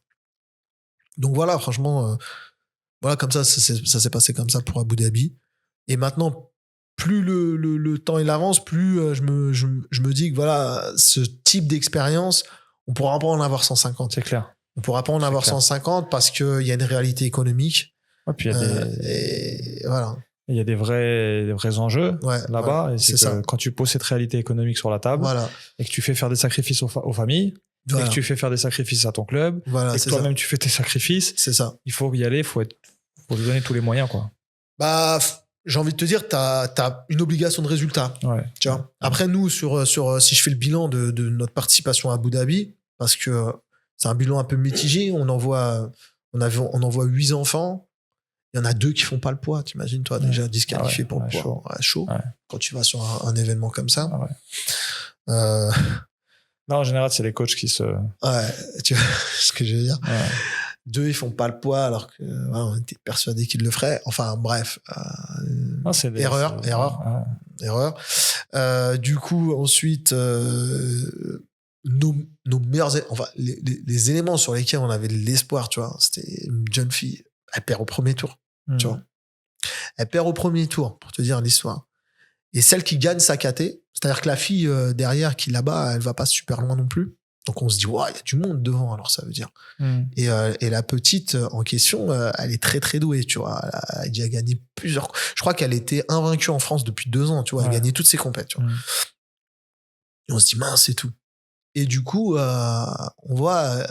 je regarde un peu les résultats, je vois que celle qui là-bas, c'est une petite Belge. Tu vois, celle qui gagne la compète, sa KT, c'est une Belge. Moi, je me dis, elle doit être très, très forte et tout ça, tu vois, pour avoir sorti tout le monde et tout. Ils se sont rencontrés il y a pas longtemps. Et dans un entraînement, c'est un open mat, tu vois. Donc, j'étais curieux de voir ce que mon élève allait donner. Et elle l'a surclassé, tu vois, elle l'a battu. Mais Abu Dhabi. Et c'est là que je me suis rendu compte, en fait, l'impact psychologique, il est énorme. C'est-à-dire que le stress. Et j'ai senti qu'elle était pas dans le même état d'esprit que d'habitude, tu vois, conquérante et tout. Et donc, du coup, voilà. En fait, nous, on a appris à ça. C'était notre premier... On avait fait les Europes, mais le fait qu'on ait fait Abu Dhabi, que c'est, 6 heures d'avion, que c'est plus loin, c'est un autre cadre. L'infrastructure, elle est énorme. Les hymnes nationaux, tu sais, en début, enfin, tu vois, tu comprends un peu le truc. Une fois que t'es là-bas, là, tu te dis, Et on a un peu négligé peut-être la préparation mentale des enfants, tu vois. Ils ont tous... franchement, ceux qui ont combattu, ils ont fait des bons combats, Mais il leur manquait tous un petit truc, tu vois, un petit. Après, je pense que nous, c'est aussi le constat qu'on a eu. Déjà, on considère que de toute façon, c'est toujours bénéfique parce que ça leur fait vivre des choses qui vivront peut-être plus dans leur vie et que plein de gens ne vivront pas dans leur vie de faire de telles échéances. Et après, il y a l'expérience. Ouais. Voilà. L'expérience, ça s'achète pas, ça se gagne pas à l'entraînement, ça se gagne là-bas. Ouais, c'est ça. Justement. Et après, par contre, comme je t'ai dit, le bilan sportif, il est mitigé. On fait une médaille sur, finalement, 6 compétiteurs. Tu vois, bon, voilà, après, le niveau là-bas, il est relevé. Ouais. Par contre, ils font des bons combats. Tu sais, ils gagnent ils passent 2 tours. Après, ils se font sortir, tu vois. Ça va, tu vois, ils sont pas mauvais. Et en général, ils perdent contre soit des finalistes, soit des demi-finalistes, tu vois. J'imagine des enfants qui, en face, ils avaient aussi un très, très bon niveau. Mais par contre, derrière ce championnat-là, j'ai eu et des enfants qui se sont un petit peu, tu vois, démotivés, entre guillemets, et d'autres où ça a été une révélation. C'est-à-dire, malgré la défaite, ils sont... ça les a motivés. Ça les a motivés. Galvanisés. Ouais, galvanisés, tu vois. Et derrière ce championnat-là, il y avait les Europes en Irlande, à Dublin. Et là, tu vois, on n'en voyait que 3 petits. On n'avait pas les moyens de faire plus. Et il y en a 2, il y en a un qui fait champion, l'autre qui fait vice-champion, tu vois. Donc, l'école du jiu-jitsu, l'école de... Ouais, c'est là qu'on s'est rendu compte, tu vois, des fois, et c'est vraiment une vérité, tu vois, c'est une défaite qui te fait du bien, tu vois. Et une défaite, c'est vrai que c'est pas cool, parce que c'est un gros championnat, t'avais peut-être de l'espoir dessus, mais elle t'a fait du bien parce que t'as gagné derrière quelque chose qui t'a permis de performer sur autre chose. Et donc, voilà, c'est ça que je retiens de ce championnat-là. Ouais, c'est des énormes expériences et encore une fois, félicitations à vous, tous les coachs, à tous les parents, tous les enfants aussi. Ces courageux enfants, franchement. C'est ça. Voilà, félicitations à vous. Franchement, en tout cas, c'est très beau ce que vous construisez, c'est très beau ce que vous vivez avec les enfants, ce que vous partagez avec eux, ce que vous apportez aussi pour le jiu-jitsu. Voilà. Merci vraiment, Daoudi, de venir partager tout ça avec nous. On a eu une longue discussion. On en aura d'autres. En tout cas, j'espère qu'on aura l'occasion de se rasseoir ensemble. On se parle après les Brasileiros, comme ça on espère. On pourra croise les doigts. Voilà. Et puis voilà, merci beaucoup. Bonne chance, bon courage. Merci, c'est gentil. Et puis qu'on s'organise pour mettre des actions sur ce qu'on a évoqué tout au long de ce podcast. C'est ça. Et qu'on puisse aussi... J'espère en tout cas que dans ce podcast-là, on a pu parler aussi aux parents, aussi aux enfants, aussi aux coachs, aussi aux jeunes athlètes qui nous écoutent. Sachez que on peut ne pas gagner toutes ces compétitions, on peut ne pas être champion du monde, mais on peut être un champion de la vie, on peut être un champion de sa famille, on peut être un champion pour soi-même.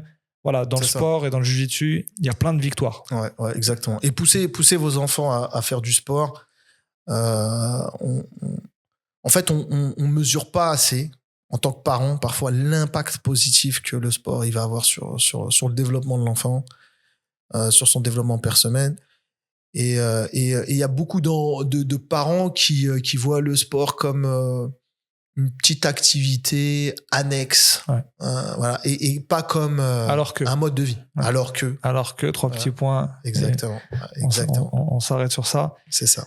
Comment on peut, ceux qui nous écoutent, comment ils peuvent vous suivre? Soit sur notre page Instagram, United Jiu-Jitsu. Donc United, UNITED JJB. Voilà, en français. Ok. United JJB, ils peuvent nous suivre. On va communiquer sur nos résultats et notre petit parcours. On fera un petit peu des petites stories pour expliquer un peu ce que vivent les enfants. Et puis voilà. Ok. Et sinon, où vous trouvez s'il y a des parents qui nous écoutent, des enfants qui nous écoutent? Alors, nous, on est à Valenton. On enseigne au collège Samuel Paty qui est à Valenton. Voilà, tous les jours, on est là-bas en fin d'après-midi en général. Voilà. Ok, donc voilà, United Jiu-Jitsu, JJB. C'est ça. United JJB sur Instagram. Et voilà, passez les voir si vous êtes dans le coin. Si vous êtes un club, ramenez vos enfants. Ouais, voilà, on est ouvert. Voilà. Vous êtes les bienvenus. Voilà, vous pouvez venir à la VLB Team aussi. On est pareil, ouvert, et puis on s'organise ça, Daoudi. Daoudi, bon courage, merci beaucoup. Merci à tous de nous avoir écoutés. Et voilà, laissez-nous vos commentaires, vraiment, on est très intéressés. Et puis, je vous dis à très vite. Donc, comme d'habitude, on reste sur notre lignée, notre rendez-vous mensuel, au-delà des tatamis, pour parler de jiu-jitsu brésilien, pour parler des enfants et pour parler de l'impact social et du bien qu'on peut tirer de toutes ces aventures. Je vous dis à très vite. Merci à tous et bon courage. Merci beaucoup. Au revoir.